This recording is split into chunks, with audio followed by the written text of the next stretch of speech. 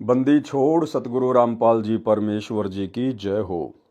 परम पिता परमात्मा सारी सृष्टि के रचनहार कुल मालिक असंख्य ब्रह्मांडों के स्वामी जगत गुरु तीनों लोकों में प्रवेश करके सबका भरण पोषण करने वाले राजाधिराज आत्माधार नाथों के नाथ देवों के देव महादेव सर्वेश्वर महेश्वर मृत्युंजय अजरो अमर आदि अनादि सनातनी प्रभु जगत पिता जगदीश्वर श्री श्री 1008 की उपाधि के वास्तविक अधिकारी अकाल मूरत सौद स्वरूपी राम वासुदेव सर्वगतम ब्रह्म परम पूज्य प्रथम पूज्य परम संत परम पुरुष परम धनी परम दयालु सत्य कबीर हक्का कबीर अल्लाहु कबीर अल्लाहु अकबर बाखबर अल्लाह ताला जगत के तारणहार जगत के मुक्तिदाता जगत के जगन्नाथ हारे के सहारे हिंदुओं के राम मुसलमानों के अल्लाह सिखों के वाहिगुरु ईसाइयों के मसीह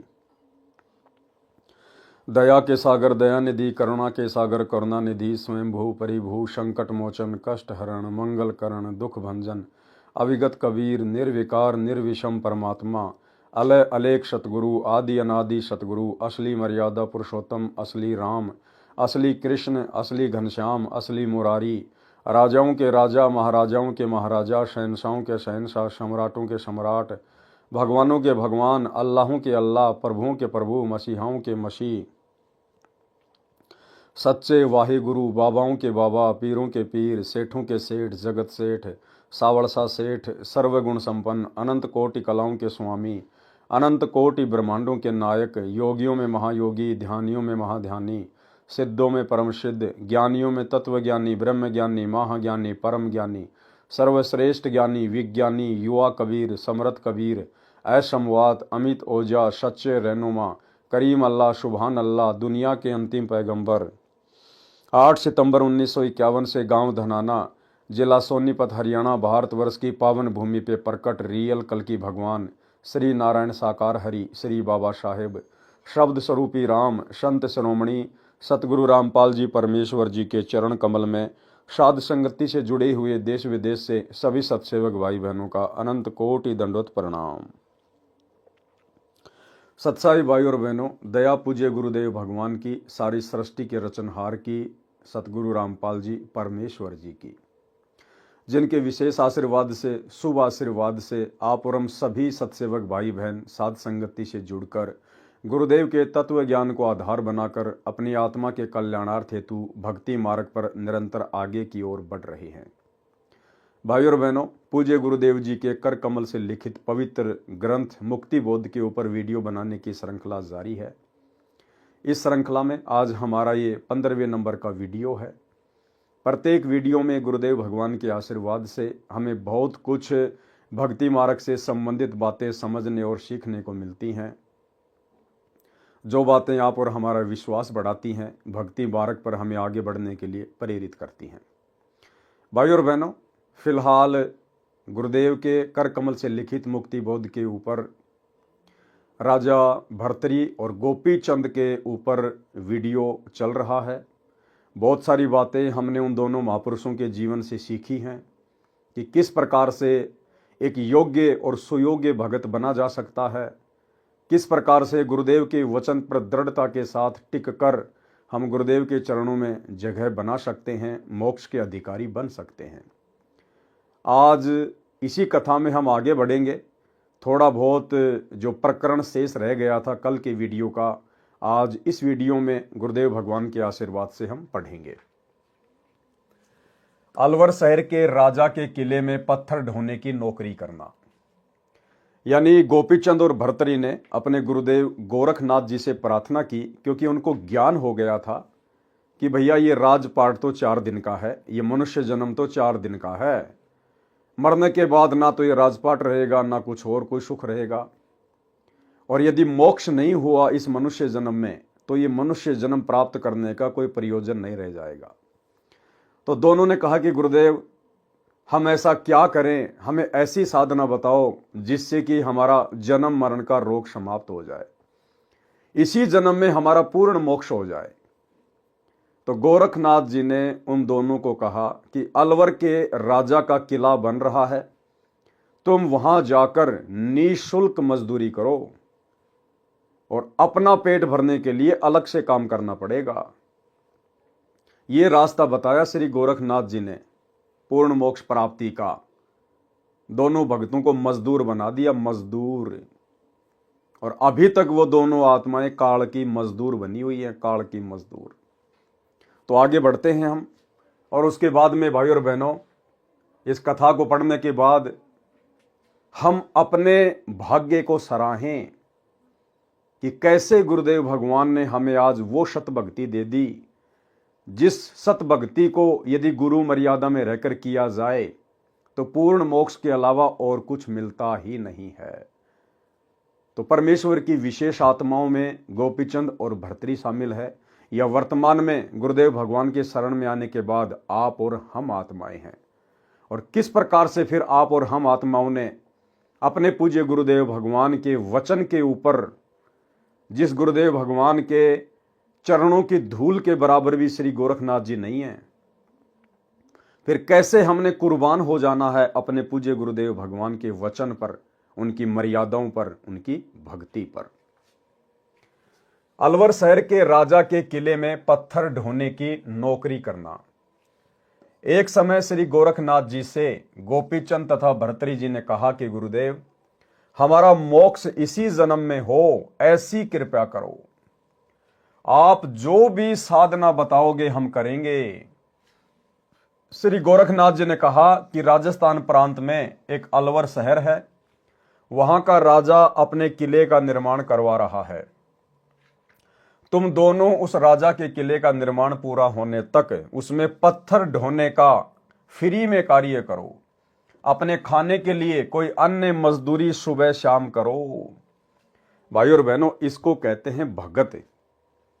भले ही गोपीचंद और भर्तरी ने पूर्ण मोक्ष प्राप्त करवाने वाली भक्ति नहीं की, भले ही गोपीचंद और भर्तरी का गुरु तत्वदर्शी नहीं था, पूर्ण सर्वशक्तिमान नहीं था, लेकिन उन भक्तों ने जिस कदर अपने गुरु को पूर्ण गुरु मानकर और पूर्णतया आजीवन उनके वचन में रहकर, मर्यादाओं में रहकर भक्ति की, जिस कारण से आज उन आत्माओं का लिस्ट में नाम है, महापुरुषों की लिस्ट में नाम है, परम भक्तों की लिस्ट में नाम है।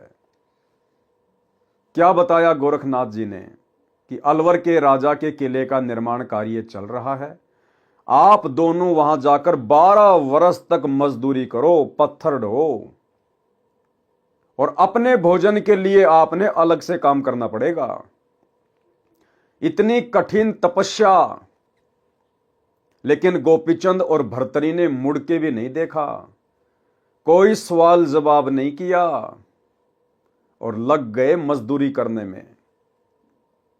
भाई और बहनों, अगर इस प्रकार की कोई सेवा यदि वर्तमान में ये पूर्ण परमेश्वर सतगुरु रामपाल जी भगवान अपने भक्तों को दे दे, कह दे, तो भाई और बहनों, भगत भाई बहन ढूंढने से भी नहीं मिलेंगे, ढूंढने से भी।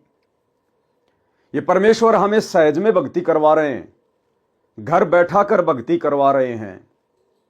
सहज मार्ग बता दिया, ना किसी तीर्थ पे जाना, ना पहाड़ों पे चढ़ना, ना कोई तपस्या करना, ना घर को त्यागना, ना बच्चों को त्यागना, ना नौकरी को त्यागना, केवल बुराइयों को त्यागना है, बुराइयों को।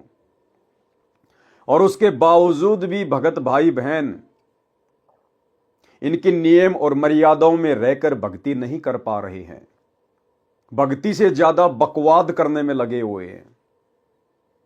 शतलोक आश्रम मैनेजमेंट हरियाणा, गुरुदेव का कलयुगी परिवार, स्टेट कोऑर्डिनेटर, शतलोक आश्रम संचालक, ये सभी आत्माएं वर्तमान में भक्ति से ज्यादा बकवाद कर रही हैं, क्योंकि इन्हें अपने गुरु की महत्वता का ज्ञान नहीं है, गुरु के वचन की महत्वता का ज्ञान नहीं है। क्यों?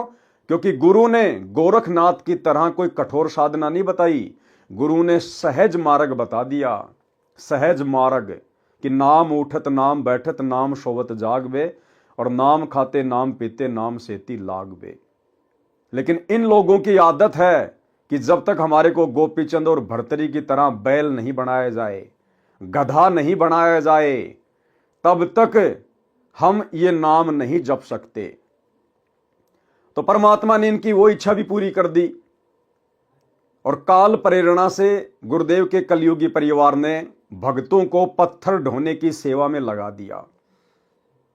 सतगुरु रामपाल जी भगवान ने देखा कि इन आत्माओं ने ज्ञान को तो आधार बनाया नहीं, अपने गुरु को तो समझा नहीं, ज्ञान की तो ये परख कर नहीं पाए, और इनके तो आदत है गधे और बैल की तरह मजदूरी करने की। तो परमेश्वर ने अंत में इनको वही मजदूरी दे दी। गुरुदेव का कलयुगी परिवार, उनके बेटा बेटी भाई बंधु रिश्तेदार, जो पहले से ही बरवाला कांड के पहले से ही मर्यादा तोड़कर काल की गोद में बैठे हुए थे, उस परिवार ने काल प्रेरणा से धर्म को अपना धंधा बना लिया। जगह जगह सतलोक आश्रम खोलने शुरू कर दिए और भक्तों को मजदूरी पे लगा दिया। मजदूरी पे, पत्थर ढोने में, मिट्टी ढोने में, सीमेंट ढोने में। और भगत लोग बड़े खुश होकर वो तपस्या करने में लगे हुए हैं, काल की बेगार करने में लगे हुए हैं। और कई बार जब हम इनसे सवाल जवाब करते हैं कि भाई ये भक्ति का समय है, क्यों अपनी अनमोल श्वासें, अपना अनमोल समय ये पत्थर ढोने में लगा रहे हो? अरे गुरुदेव ने घर घर आश्रम बना दिए, घर घर आश्रम। तुम इन आश्रमों में क्यों अपना पसीना बहा रहे हो व्यर्थ में? तो कहते नहीं, ये तो गुरु जी का आदेश है। अरे आदेश तो गोपी चंद और भर्तरी को दिया था गोरखनाथ जी ने, उसको कहते हैं आदेश। गोपी चंद और भर्तरी दोनों अपने गुरु जी के सामने जाके खड़े हुए थे, गुरु के समक्ष जाकर खड़े हुए और हाथ जोड़कर प्रार्थना की थी कि गुरु जी हमें ऐसी साधना बताओ जिससे इसी जन्म में हमारा पूर्ण मोक्ष हो जाए।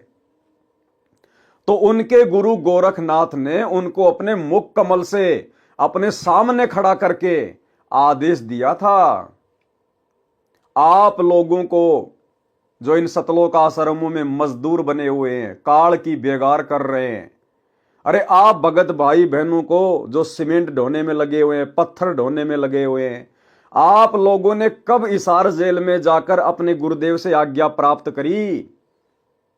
और कब आपके गुरुजी ने आपको आमने सामने होके आज्ञा दी कि बेटा सतलोक आश्रमों का काम चल रहा है, तुम वहां जाकर मजदूरी करो? ये तो तुम्हारा मनमाना आचरण है, तुम तो अंध भगत हो गुरुदेव के परिवार के, इन कोऑर्डिनेटरों के, ना कि अपने पूज्य गुरुदेव सतगुरु रामपाल जी भगवान के। अरे गोपीचंद और भर्तरी ने तो उस समय मजदूरी करनी शुरू करी जब उनके गुरु ने आमने सामने होकर उसको आदेश दिया। आप लोगों को कब आदेश दिया गुरुदेव भगवान ने? आपको तो गुरुदेव ने भक्ति का आदेश दिया है, सुमरण करने का आदेश दिया है, मर्यादाओं में रहने का आदेश दिया है, अपने घर बैठकर भक्ति करने का आदेश दिया है। ये मजदूरी तो तुमसे काल करवा रहा है, काल। तो भाई और बहनों, कहां गोपीचंद और भर्तरी और कहां वर्तमान के भगत? तुम दोनों उस राजा के किले का निर्माण पूरा होने तक उसमें पत्थर ढोने का निःशुल्क कार्य करो। अपने खाने के लिए कोई अन्य मजदूरी सुबह शाम करो। उसी दिन दोनों भगत आत्मा गुरुजी का आशीर्वाद लेकर चल पड़े। अब बताओ, आप लोगों को कब आदेश दिया गुरुजी ने? कब आपको आशीर्वाद दिया गुरुदेव भगवान ने कि बेटा तुम इन आश्रमों में अपना सिर मारो? उस किले का निर्माण 12 वर्ष तक चला। कोई मेहनताना का रुपया पैसा नहीं लिया। अपने भोजन के लिए उसी नगरी के एक कुम्हार के पास उसकी मिट्टी खोदने तथा उसके मटके बनाने योग्य गारा तैयार करने लगे। उसके बदले में सुबह शाम केवल रोटी खाते थे। कुम्हार की धर्मपत्नी अच्छे संस्कारों की नहीं थी। कुम्हार ने कहा कि 2 व्यक्ति बेघर घूम रहे थे, वे मेरे पास मिट्टी खोदने तथा गारा तैयार करते हैं, केवल रोटी की मजदूरी लेंगे। आज 3 व्यक्तियों का भोजन लेकर आना। मटके बनाने तथा पकाने वाला स्थान नगर से कुछ दूरी पर जंगल में था। कुम्हारी 2 व्यक्तियों की रोटी लेकर गई और बोली कि इससे अधिक नहीं मिलेगी। भोजन रखकर घर लौट आई। कुम्हार ने कहा कि बेटा इन्हीं में काम चलाना पड़ेगा। तीनों ने बांटकर रोटी खाई। कई वर्ष ऐसा चला। अंत के वर्ष में, यानी 12वें वर्ष में, अंत के वर्ष में तो केवल 1 व्यक्ति का भोजन भेजने लगी और तीनों उसी में संतोष कर लेते थे। इसको कहते हैं भगत। ज्यों राखूं त्यों ही रहूं हमरा के चारा, और खाने जाद खरीद हूं गुलाम तुम्हारा। इसको कहते हैं भगत, क्योंकि उनको अपने गुरु गोरखनाथ का वचन याद था कि बेटा राजा के किले में तो फ्री में मजदूरी करनी है और अपनी रोजी रोटी के लिए अलग से कोई काम धंधा करना पड़ेगा। भरपेट खाना भी नहीं मिला उनको 12 वर्ष तक, इसलिए आज उस गोपीचंद और भर्तरी का भक्ति इतिहास में नाम है। इसे कहते हैं गुरु वचन निभाना, गुरु के वचन पर कुर्बान हो जाना। और वर्तमान में सच्चा गुरु, सतवादी गुरु, तत्वदर्शी संत, पूर्ण ब्रह्म परमात्मा, परम अक्षर ब्रह्म, पार ब्रह्म मिल गया। और इनके वचनों को, इनकी मर्यादाओं को 90% संगत जो इन सतलोक आश्रमों से जुड़ी हुई है, पैरों के नीचे गारे की तरह रोंद रही है, गारे की तरह। गुरु की प्रत्येक मर्यादाओं का हनन कर दिया गया है। भक्तों को ना घर का छोड़ा ना घाट का छोड़ा। एक भी मर्यादा गुरुदेव की वर्तमान में इन आश्रमों में सुरक्षित नहीं है, एक भी मर्यादा। भाई कैसे मोक्ष पाओगे? किले का कार्य 12 वर्ष चला। कुम्हार ने अपने घड़े पकाने के लिए आवे में रख दिए, यानी 12वें वर्ष उसने अपने घड़े आवे में रख दिए। अंत के वर्ष की बात है।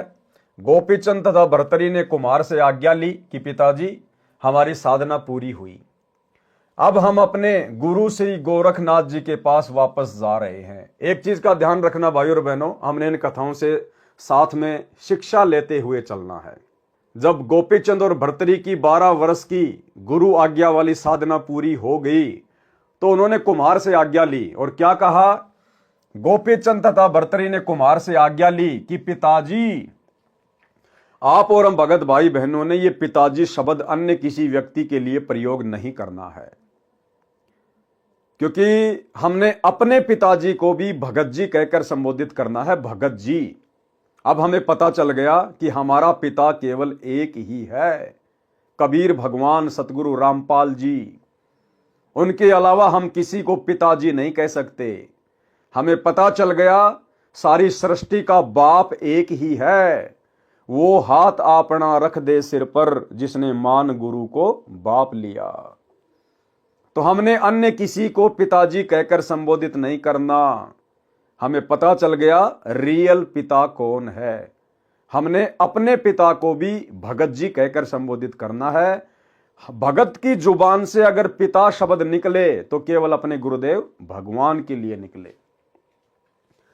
गोपीचंद तथा भर्तरी ने कुम्हार से आज्ञा ली कि पिताजी हमारी साधना पूरी हुई, अब हम अपने गुरु श्री गोरखनाथ जी के पास वापस जा रहे हैं।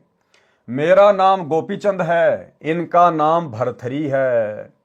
उन्होंने 12 वर्ष तक अपना परिचय भी नहीं दिया, उनको असलियत नहीं बताई। 12वें वर्ष में जब वो चलने लगे, लास्ट के दिन में बताया कि मैं तो भर्तरी हूं और ये गोपीचंद है, क्योंकि वो वेल नोन थे, राजा थे, सबको पता था। लेकिन उन्होंने अपना परिचय भी नहीं दिया उस कुम्हार को 12 वर्ष तक।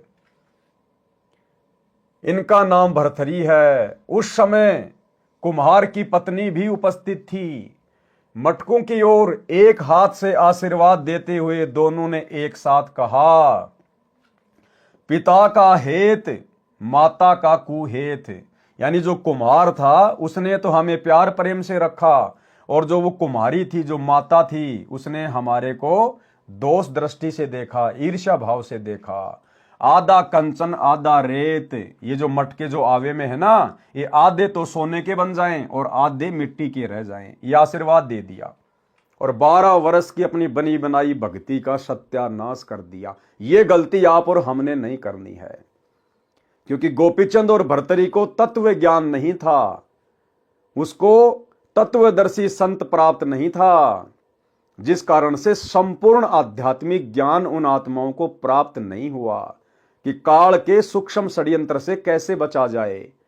गोरखनाथ खुद काल के षड्यंत्र में, तो गोरखनाथ के शिष्य भला कैसे काल के षड्यंत्र से बाहर हो सकते थे। तो 12 साल तो उन्होंने गुरु वचन में रहकर कठिन तपस्या की, मजदूरी की, साधना की। वो उनकी भक्ति थी। और 12वें वर्ष उन्होंने अपनी भक्ति को खाली कर दिया उस कुम्हार को आशीर्वाद देके। अरे इससे अच्छा तो किसी इंसान को आशीर्वाद देते, किसी बीमार को आशीर्वाद देते, कम से कम स्वस्थ होता। उन मटकों को आशीर्वाद दे दिया, मिट्टी को आशीर्वाद दे दिया। काल ऐसे भक्ति की रोड़ मारता है। हालांकि हम भक्तों ने किसी व्यक्ति को भी आशीर्वाद नहीं देना, ना दुआ देना, ना किसी को बद्दुआ देना।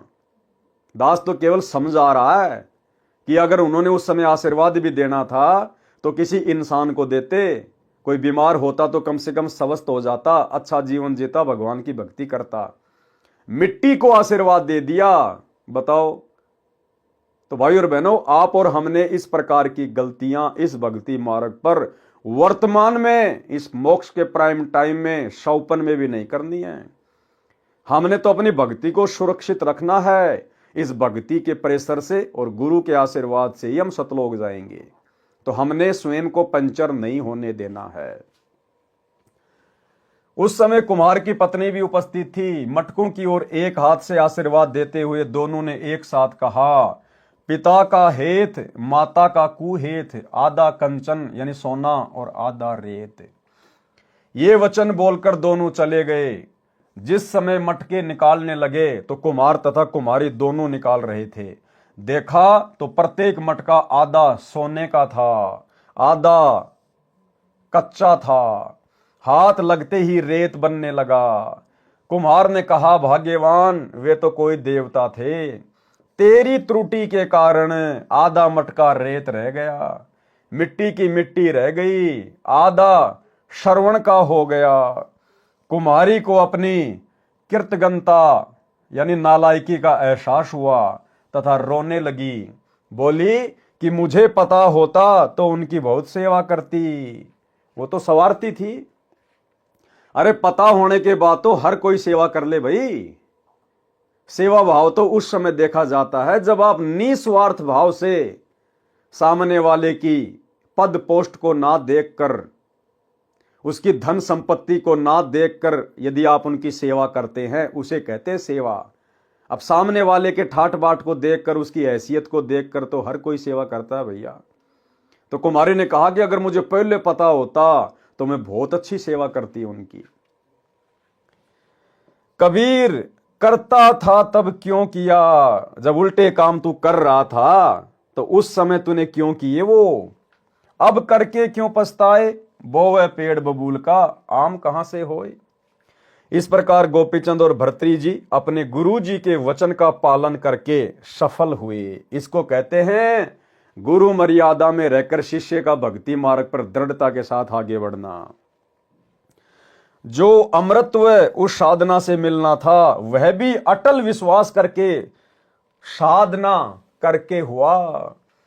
यानी गोरखनाथ जी से उपदेश लेने के बाद इस ब्रह्म तक की साधना से भी जो लाभ होना था, परमात्मा कहते हैं वो लाभ भी साधक को उसी समय मिलता है जब भगत पूर्ण दृढ़ विश्वास के साथ और गुरु वचन में रहकर भक्ति करता है। तो भाई और बहनों, इसलिए आज गोपीचंद और भर्तृहरि का नाम है। और वर्तमान के भगत जिनको सहज में भगवान मिल गया, परमात्मा मिल गया, गोपीचंद और भर्तृहरि को जिस सतगुरु के शौपन में भी दर्शन नहीं, आज वो परमात्मा हमें सहज में मिल गया। इसलिए हम इनकी कीमत नहीं पहचान पा रहे, हम इनके वचनों की जो है वो कदर नहीं कर पा रहे, क्योंकि परमात्मा आसानी से मिल गया और आसानी से मिलने वाली वस्तु की दुनिया जो है वो कदर नहीं करती है। यदि विवेकहीन तथा विश्वासहीन होते तो विचार करते कि यह कैसी भक्ति है, यह कार्य तो सारा संसार ही कर रहा है, मोक्ष के लिए तो तपस्या करते हैं या अन्य कठिन व्रत करते हैं। परंतु उन्होंने गुरु जी को गुरु मानकर प्रत्येक साधना की, ये भी उनकी गलती। गुरु जी को केवल गुरु मानकर साधना नहीं करनी होती है। अब उनको तो बेचारों को पता नहीं था कि गुरु ही भगवान होता है, इसलिए उन्होंने गोरखनाथ को अपना गुरु माना, पक्का गुरु, परमात्मा नहीं माना। लेकिन वर्तमान में यदि हमने पूर्ण मोक्ष प्राप्त करना है, भक्ति सफल करनी है, तो गुरु को खाली गुरु मानने से बात नहीं बनेगी। गुरु को परमात्मा मानना पड़ेगा, परमेश्वर मानना पड़ेगा। सारी सृष्टि का रचनहार मानना पड़ेगा। गुरु को खाली गुरु मानने से बात नहीं बनेगी। गुरु मानुष कर जानते ते नर कहिए अंध, ओवें दुखी संसार में आगे यम के फंद। गुरु गोविंद दोनों खड़े किसके लागू पाए, बलिहारी गुरु अपना जिन गोविंद दियो मिलाए। सात दीप नौ खंड में गुरु से बड़ा ना कोय, और करता करे ना कर सके, सतगुरु करे सो होए। हमने तो गुरु को परमात्मा मानना पड़ेगा, गुरु को परमात्मा मानना पड़ेगा, परमेश्वर मानना पड़ेगा, तब जाकर हमारी बात बनेगी। गुरु जी के कार्य या आदेश में दोष नहीं निकाला तो सफल हुए। गोरखनाथ जी ने उनको जो नाम जाप करने का मंत्र दे रखा था, उसका जाप वे दोनों पत्थर उठाकर निर्माण स्थान तक ले जाते तथा लौटकर पत्थरों को तराश कर काट छाट करके सीधा करके करते रहते थे। वहां तक आते समय करते रहते थे। दोनों युवा थे। कार्य के परिश्रम तथा पूरा पेट ना भरने के कारण मन में स्त्री के प्रति विकार नहीं आया और सफल हुए। क्या कहा परमात्मा ने कि एक तो वो कठिन कार्य और दूसरा भरपेट उनको भोजन भी नहीं मिला, जिस कारण से मन में स्त्री के प्रति विकार नहीं आया और सफलता प्राप्त की। जबकि आजकल तो सतलोक आश्रमों में लड्डू जलेबी बर्फी, लड्डू जलेबी बर्फी कितनी बारी खाओ, कितना ही खाओ, तो भाई इनके विकार कैसे शांत होंगे। यहां पर भगत भाई बहनों ने शंका जाहिर नहीं करनी है। कहीं आप इस लाइन को देखकर पढ़कर कल से खाना छोड़ दो या खाना बिल्कुल ही कम कर दो, नहीं। परमात्मा कहते हैं अन्न भी एक नशा है। इसलिए गुरुदेव कहते हैं कि प्रथम अंजल संयम राखे, पाछे योग युगत गुरु भाख है। यानी आप और हमने यदि अपनी साधना को सफल करना है तो हमने अपने भोजन पर भी संयम रखना पड़ेगा। यानी आवश्यकता से ज्यादा भी नहीं खाना कि पेट फूला फूला रहे, बार बार उबासी आए, भक्ति में मन ही नहीं लगे, और इतना थोड़ा भी नहीं खाना कि बार बार हमारे को भूख याद आती रहे, पेट की आंतें मुसती रहे। परमात्मा कहते हैं उतना खाओ जितनी आवश्यकता है, जबरदस्ती पेट भर के मत खाओ, क्योंकि हम भगत हैं। हमने हर चीज के ऊपर संयम रख के चलना पड़ेगा, हर वस्तु के ऊपर संयम रख के, तब हमारी भक्ति सफल होगी। जैसे गीता जी में कहा ना कि अर्जुन, ये भक्ति ना तो बहुत ज्यादा खाने वाले की सफल होती है और ना बिल्कुल ना खाने वाले की सफल होती है। इसका मतलब हमने संयमित भोजन करना चाहिए, संयमित भोजन। कार्य के परिश्रम तथा पूरा पेट न भरने के कारण मन में स्त्री के प्रति विकार नहीं आया और सफलता पाई। गुरु एक वैद्य यानी डॉक्टर होता है, उसे पता होता है कि किस रोगी को क्या परहेज देना है, क्या खाने को बताना है। यानी पथ्य अपथ्य डॉक्टर ही जानता है। रोगी यदि उसका पालन करता है तथा औषधि सेवन यानी भगत नाम जाप करता है तो स्वस्थ हो जाता है, यानी मोक्ष प्राप्त करता है। इसी प्रकार गोपीचंद तथा भर्तरी जी ने अपने गुरु जी के आदेश का पालन करके जीवन सफल किया। लेकिन वर्तमान में सतलोक आश्रमों से जुड़े हुए हमारे जो मजदूर भाई बहन हैं, ये अपने गुरुदेव के आदेश की पालना नहीं कर रहे, क्योंकि इनको अपने गुरुजी से ये आदेश नहीं मिला हुआ है कि तुम अपना कीमती समय और श्रम से इन आश्रमों को बनवाकर मिट्टी ढोकर बर्बाद करो। ये मनमाना आचरण है। इसी प्रकार सतलोक प्राप्ति के लिए हमने अपनी साधना करनी है। कथा राजा बाजीद जी को वैराग्य कैसे हुआ। राजस्थान में एक मुसलमान राजा था, राजा वाजीद। उसकी कथा का यहां गुरुदेव भगवान ने जिक्र किया है। क्या कहा है? वाणी नंबर 39 से 41 तथा सवैया गेंद उछाल। सवैया गेंद उछाल यानी गरीबदास जी महाराज जी के सदग्रंथ साहिब में वाणी का नाम है। गरीब बाजीदा बेजार में तरकस तोरी कमान, सूत्र मोये को देख कर छाड़ा सकल जहान। सूत्र यानी ऊंट, मरे हुए ऊंट को देखकर उसने अपना राजपाट ही त्याग दिया। कथा आपको पहले हल्की सी बता दी गई थी पिछले वीडियो में। आज परमेश्वर फिर से इसका खुलासा कर रहे हैं। गरीब बाजीदा बिचर्या सही, सूत्र मुए के नाली, चरण कवल छोड़े नहीं, जीवेंगे कै काली। गरीब बाजीदा बिचर्या सही, सूत्र मुए को देख, चरण कवल छोड़े नहीं, मिली है अलख अलेख। सवैया गेंद उछाल। बाजीद दुनी से ती बिचर्या, कादर कुर्बान संभार्या है। फंद टूट गया तब ऊंट मुआ, तां पकड़ी पलान उतार्या है। अरवा चली कहो कौन गली, धोरा पीरा अककारा है। कहीं पैर पियादा पालकियों, कहीं हस्ती का असवारा है। सत खुद खुदाई अलय लखिया, सब झूठा सकल पसारा है।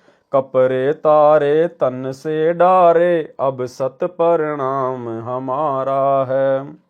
बीबी रोवे चोली धोवे, तू सुन भरतार हमारा है।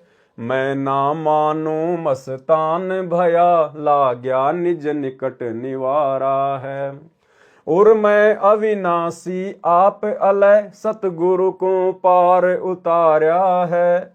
गह गल कटक दुनिया दोती, यों डूबर कैसा गारा है। हम जान लिया जगदीश गुरु, जिन मंत्र महल समार्या है। कुछ तोल न मोल नहीं जाका, देखा नहीं हल्का भार्या है। सुंदर रूप रुविवेक लख्या, चाख्या नहीं मीठा खारा है। गलतान समान समाये रहा, जा पिंड ब्रह्मंड से न्यारा है। सुर संख समाधि लगाई रहे, देखा एक अजब हजारा है। कह दास गरीब अजब दरिया, झिलमिल वार न पारा है। आगे परमेश्वर क्या लिख रहे हैं? सरलार्थ कथा। एक बाजीद नाम का मुसलमान राजा था। एक समय अपनी राजधानी से अन्य शहर में जा रहा था। रेगिस्तानी क्षेत्र था, ऊंटों पर चलते थे, सैकड़ों अंगरक्षक थे। मंत्री तथा प्रधानमंत्री, धर्मगुरु तथा वैद्य भी साथ चले। सब ऊंटों पर चढ़कर चल रहे थे। आगे पर्वतों के बीच से घाटी से होकर जा रहे थे। ऊंट एक के पीछे एक चल रहा था। वह घाटी इतनी तंग थी कि एक ऊंट ही चल सकता था। उस घाटी में एक ऊंट गिर गया और गिरते ही मृत्यु को प्राप्त हो गया। राजा का काफिला रुक गया, क्योंकि बराबर से निकलने का स्थान नहीं था। आगे ऊंटों की लंबी पंक्ति थी। घाटी की लंबाई भी 3-4 किलोमीटर थी और यह घटना बीच में हो गई। राजा ने कहा कि मेरी आज्ञा बिना काफिला किसने रुकवाया है, उसे बुलाओ। मंत्रीगण गए और आकर कारण बताया।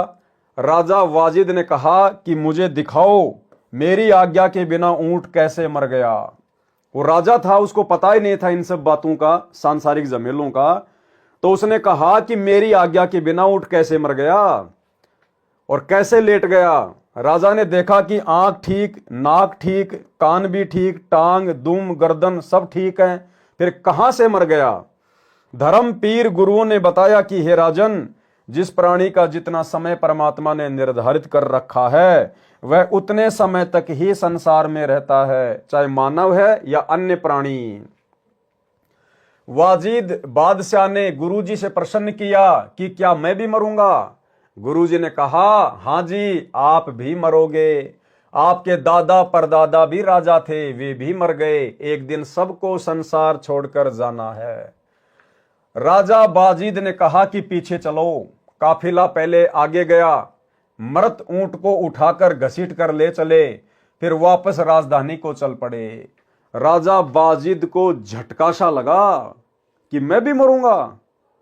फिर काहे का जीवन भाई, काहे का राजपाट, जब कुछ मेरे पास में सदा रहेगा ही नहीं, फिर जीकर क्या करना। और धर्मगुरु ने उसको बता दिया था कि इसका समाधान, अमर होने का समाधान केवल संतों के पास है। उसी समय काफिले को वापस राजमहल की तरफ मोड़ दिया कि चलो वापस। वैराग्य उत्पन्न हो गया। परमात्मा कहते हैं, एक कै चोट सिधारिया, जिन्हें गुरु मिलन दी आस। जिनको परमात्मा चाहिए होता ना, वो तो एक चोट में समझ जाते हैं। मालिक कहते हैं ज्ञान का और घाम का चमका सा ही होता है। राजा ने पूछा कि हे गुरुजी, फिर मानव जीवन का क्या लाभ है? गुरुजी ने बताया कि भगवान की भक्ति करके अमर हुआ जा सकता है। राजा ने घर आते ही राजशाही वस्त्र त्याग दिए, घर त्याग कर चल पड़ा। उसकी कई स्त्रियां रानियां थी, वे रोने लगी, हमारा क्या होगा, आप हमारे भरतार यानी हमारे पति हैं। वाजिद ने कहा, यह संसार तो डूबन जैसा गारा है, दलदल है, मैंने अमर होना है, मैं चला, मैं मानने वाला नहीं हूं। विचार करने की बात है। और भाई और बहनों, कथाएं तो गुरुदेव हमें असंख्यों बार सुना चुके हैं, लेकिन वर्तमान में ये कथाएं जो अब साथ संगति के माध्यम से भगत समाज तक पहुंचेंगी, इनका एक अलग ही निष्कर्ष निकलता चला जाएगा। वाजिद राजा था, सारे ठाट बाट थे, लेकिन चोट लग गई। परमात्मा के जन्म जन्मांतरों का भगत था, किसी जन्म में भक्ति बीज डला हुआ था। वैराग्य उत्पन्न हो गया, परमात्मा प्राप्ति के लिए राजपाट को छोड़कर चला गया।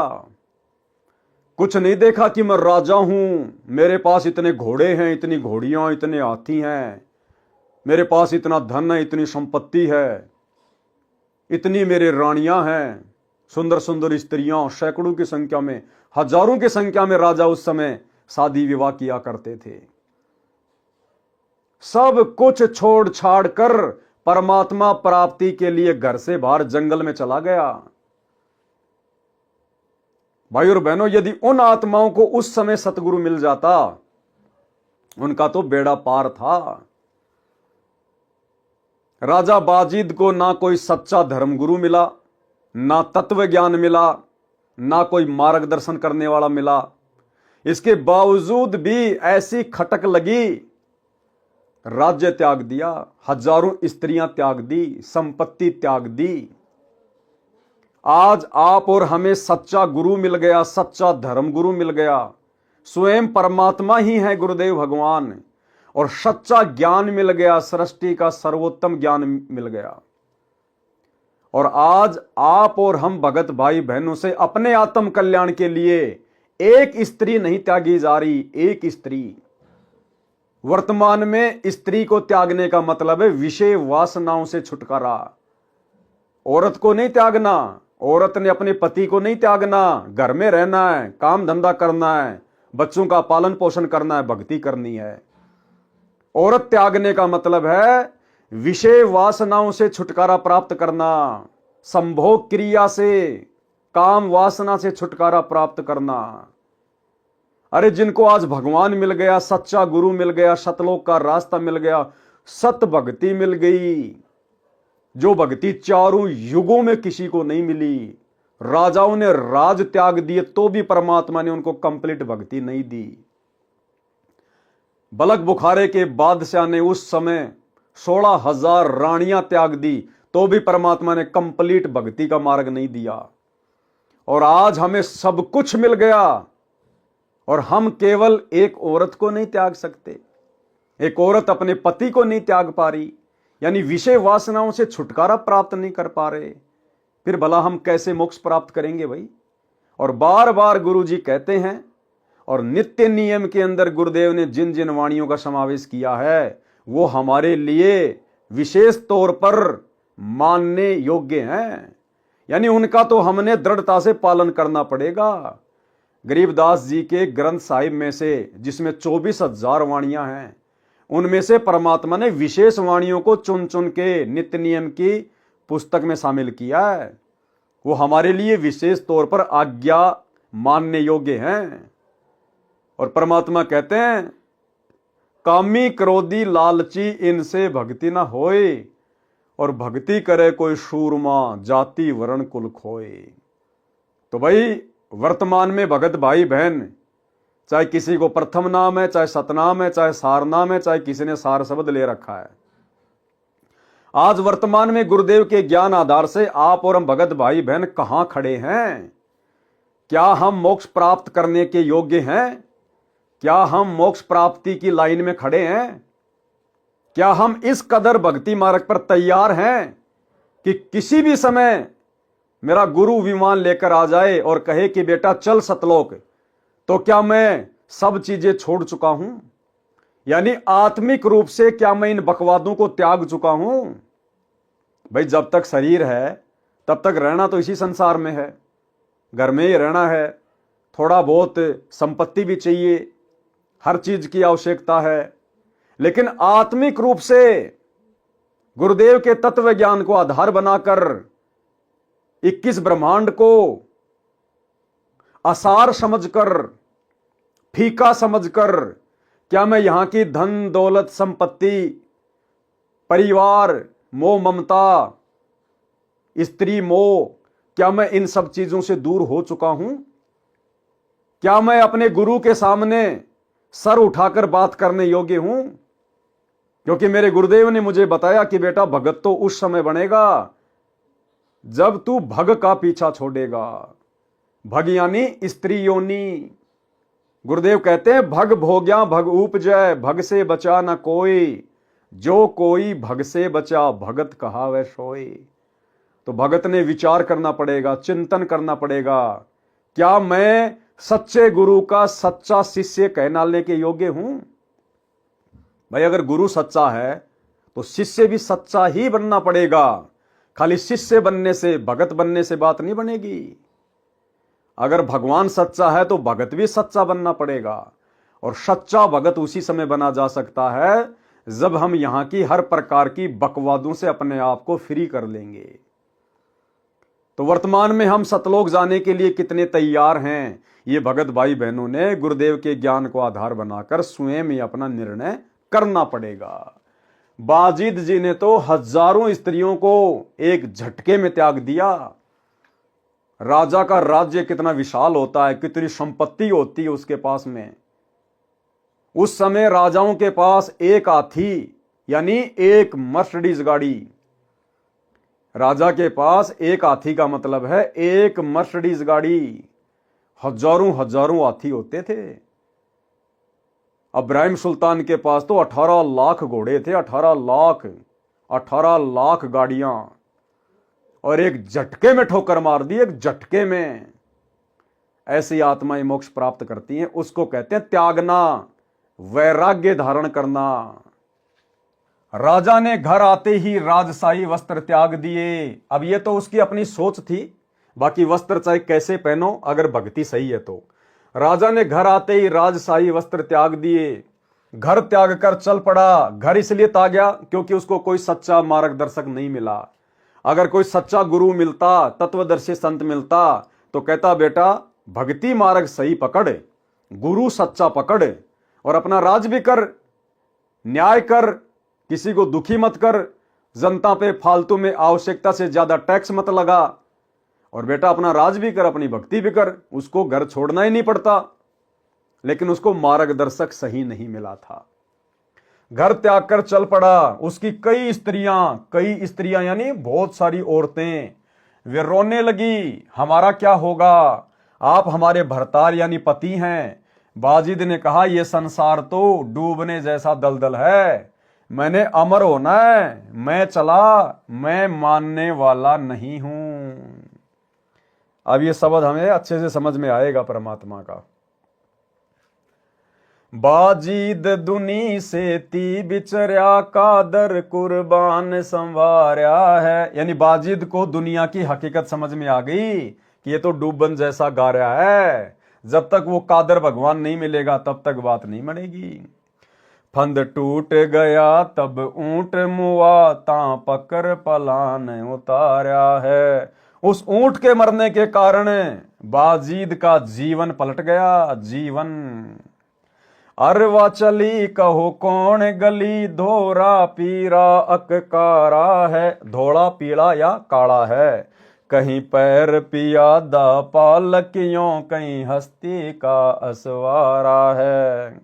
पालकियों से नीचे पैर नहीं रखता था बाजीद, इतना धनी राजा था, इतनी बड़ी हस्ती थी उसकी, लेकिन निकल गया घर से। सत खुद खुदाई अलय लखिया, सब झूठा सकल पसारा है। कपड़े तारे तन से डारे, अब सत परिणाम हमारा है। घर पे आके अपने राजशाही जो कपड़े थे वो त्याग दिए और अपनी औरतों को और सबको हाथ जोड़ के प्रणाम किया कि भैया हम तो चले परमात्मा प्राप्ति के लिए। बीबी रोवे चोली धोवे, तू सुन भरतार हमारा है। औरतें कहने लगी, उसकी रानियां, बीवी यानी रानियां, रोने लगी। चोली धोवे यानी आंखों से आंसू निकाल निकाल के अपने सारे जो कपड़े थे वो भिगो लिए, रोने लगी। बीबी रोवे चोली धोवे, तू सुन भरतार हमारा है। मैं ना मानू मस्तान भया, लाग्या निज निकट निवारा है। कि भाई अब मैं मानने वाला नहीं हूं, अब तो मेरा समय आ गया परमात्मा से मिलने का। और मैं अविनाशी आप अलय सतगुरु को पार उतार्या है। गए गढ़ कटक दुनिया दूती, यो डूबण जैसा गारा है। कि ये दुनिया तो भाई दलदल है, अगर भक्ति नहीं मिली, भगवान नहीं मिला तो ये मनुष्य जन्म बर्बाद हो जाएगा, मैं तो डूब जाऊंगा 84 लाख योनियों में। हम जान लिया जगदीश गुरु, जिन मंत्र महल समार्या है। अब भाई जगदीश गुरु तो आप और हमें मिला है, बेचारे बाजिद को नहीं मिला था। लेकिन जैसा भी उसको ज्ञान हुआ, जैसा भी उसको कोई गुरु मिला, परमात्मा ही आए किसी न किसी रूप में और मालिक ने उसको भक्ति पे लगाया उस समय। हम जान लिया जगदीश गुरु, जिन मंत्र महल समार्या है। जिन्होंने मुझे भक्ति की मंत्र देकर मेरे इस महल को, मेरे इस जो है उस शरीर को उन्होंने संवार दिया। कुछ तोलन मोल नहीं जाका, देखा नहीं हल्का भारा है। उस परमात्मा का कोई तोड़ नहीं, कोई उसका मोल नहीं, यानी उसकी शक्ति का, उसकी समर्थता का कोई वारन पार नहीं। सुंदर रूप विवेक लख्या, चाख्या नहीं मीठा खारा है। गलतान समान समाये रहा, जा पिंड ब्रह्मंड से न्यारा है। सुर संख समाधि लगाए रहे, देखा एक अजब हजारा है। कह दास गरीब अजब दरिया, झिलमिल वार न पारा है। यानी उस समय वो काल की भक्ति पे लगा रहा। परमात्मा ने उसको, उसके वैराग्य को देखकर उसको संभाला परमात्मा ने किसी अन्य साधु के रूप में आकर, और उसको भक्ति पे लगाया उस समय। आगे क्या लिखा मालिक ने? बुढ़िया और बाजिद की कथा। फिर आगे राजा बाजिद के साथ में क्या घटना घटित होती है, काल ने कैसे उसकी भक्ति को ठग लिया। जैसे गोपीचंद और भर्तरी की 12 साल की भक्ति को, तपस्या को काल ने 1 सेकंड में कुम्हार को आशीर्वाद दिलवाकर ठग लिया कि पिता का हेत माता का कुहेत, आधा सोना आधा रेत। ऐसे ही काल ने बाजिद को भी ठग लिया। लेकिन भाई और बहनों, काल ने तो ठगा ही ठगा अपनी सोच आधार से, लेकिन परमात्मा भी ऐसी आत्माओं के साथ में रहता है। वो ठगे जाना भी बाजिद के हित में था। कैसे? बुढ़िया और बाजिद की कथा। एक समय बाजिद राजा राज्य घर त्याग कर जंगल में साधना कर रहे थे। एक कुतिया ने 8 बच्चों को जन्म दिया। उसको बहुत भूख लगी थी। एक बुढ़िया अपनी 4 रोटी कपड़े में बांधकर खेत में काम करने के लिए जा रही थी। बाजिद ने कहा, माई इस कुतिया को 1 रोटी डाल दो, ये भूख से मरने वाली है। क्योंकि भक्तों में दया भाव तो होता ही है। साथ में 8 बच्चे और मरेंगे। बुढ़िया बहुत चतुर थी। उसने कहा कि मेरे खून पसीने की कमाई है, ये कैसे दे दूं? संत ने कहा, कैसे रोटी डालोगी? बुढ़िया ने कहा कि आप अपनी भक्ति का 4था भाग मुझे दे दो, मैं रोटी डाल दूंगी। संत ने अपनी साधना का 1/4 भाग यानी 4था भाग संकल्प कर बुढ़िया को दे दिया। अब देखो संकल्प में कितनी शक्ति होती है। अगर हृदय से संकल्प किया जाए तो बाजिद ने अपनी भक्ति अंदर से हाथ दे के निकाल के नहीं दी। बाजिद ने संकल्प कर लिया कि माई मैं प्रतिज्ञा करता हूं, मैं संकल्प करता हूं, अपनी भक्ति का 4था हिस्सा जैसा आप कहोगी मैं वैसा दान कर रहा हूं आपको। संकल्प कर दिया। संकल्प करते ही तुरंत ऑटोमेटिक उसके अकाउंट से भक्ति धन निकल गया। जैसे एक तो हम लोग बैंक में जाएं, बैंक से हम लोग पैसे लेकर आए, इतने सारे निकाल के लेके आए। और एक आजकल जैसे मोबाइल से आपने फोन पे से, गूगल पे से लाखों रुपए आप किसी को भेज दो, आपके खाते से ऑटोमेटिक पैसे माइनस हो जाएंगे। आपने मोबाइल में से नोटों के बंडल थोड़े निकाले हैं जो आपका बैलेंस डाउन हो गया। इसको कहते हैं संकल्प। ये भक्ति मार्ग है, ये इस प्रकार से कार्य करता है। संत ने अपनी साधना का 1/4 भाग संकल्प कर बुढ़िया को दे दिया। बुढ़िया ने 1 रोटी कुतिया को डाल दी। फिर भी कुतिया भूखी थी। करते करते 4 रोटी कुतिया को डाल दी और संत बाजिद ने अपनी सर्व भक्ति कमाई बुढ़िया को संकल्प कर दी। काल ने देखो यहां उसको ठग लिया, जिससे कुतिया तथा उसके बच्चों का जीवन बचा। रोटी देने से माई को भक्ति की कमाई प्राप्त हुई और बाजिद जी भक्ति पुण्यहीन हो गया, परंतु कुतिया और उसके बच्चों को जीवन दान देने के कारण स्वर्ग प्राप्ति हुई। अब स्वर्ग को क्या चाटेगा भाई। अब देखो काल ने तो उसकी भक्ति नष्ट करवा दी। आप और हमारे लिए शिक्षा है ये। आप और हम भगत भाई बहनों ने इस प्रकार से बिल्कुल भी अपनी भक्ति को संकल्प नहीं करना है, किसी को आशीर्वाद नहीं देना। अब काल वर्तमान में कैसे ठगेगा हमें? दुआ और बद्दुआ के माध्यम से गुस्सा दिलाएगा, आपस में थोड़ा मोड़ा लड़ाई झगड़ा हो जाएगा, और फिर क्या करेगा भगत? तेरा सत्यानाश हो जाए, तेरा छोरा मर जाए, तेरा ये हो जाए। भगत के मुंह से इस प्रकार के शब्द यदि निकल गए, इसका मतलब आपने उसको बद्दुआ दे दी, आपने अपनी भक्ति को संकल्प कर दिया। अगर आपने किसी को आशीर्वाद दे दिया कि ये भगवान उसका छोरा बच जाए, हे भगवान मेरा तो एक ही भांजा है, हे भगवान हॉस्पिटल में है, हे परमात्मा मेरी उम्र उसको लग जाए, इस प्रकार से कहते ही तुरंत आपका बैलेंस फोन पे की तरह तुरंत आपके वहां से बाहर निकल जाएगा। तो वर्तमान में काल हमें इस प्रकार से ठगेगा, दुआ और बद्दुआ के माध्यम से। तो हम भगत भाई बहनों ने अपना मुंह बंद रखना है। हम भक्तों के शब्दों की कीमत है, आम दुनिया से लाखों गुना ज्यादा कीमत हम भक्तों के शब्दों की है। इसलिए परमात्मा कहते हैं तीर कमान से और बात जुबान से सोच समझ के निकालनी चाहिए। एक बार निकाल दी फिर वापस नहीं आएगी। तो भक्तों ने किसी को दुआ नहीं देनी, चाहे कोई कैसा ही, चाहे वो खुशी का माहौल हो, आपको चाहे कितनी प्रसन्नता हो, कितना ही खुशी हो। भगत ने किसी को भी आशीर्वाद नहीं देना, दुआ नहीं देना, किसी के अच्छे की कामना नहीं करना, good morning, good afternoon, good evening नहीं बोलना। और कोई कितना ही दुखी हो, कितना ही परेशान हो, वो अपने कर्मों से परेशान है, हमने आशीर्वाद नहीं देना, उसके भले की नहीं सोचनी।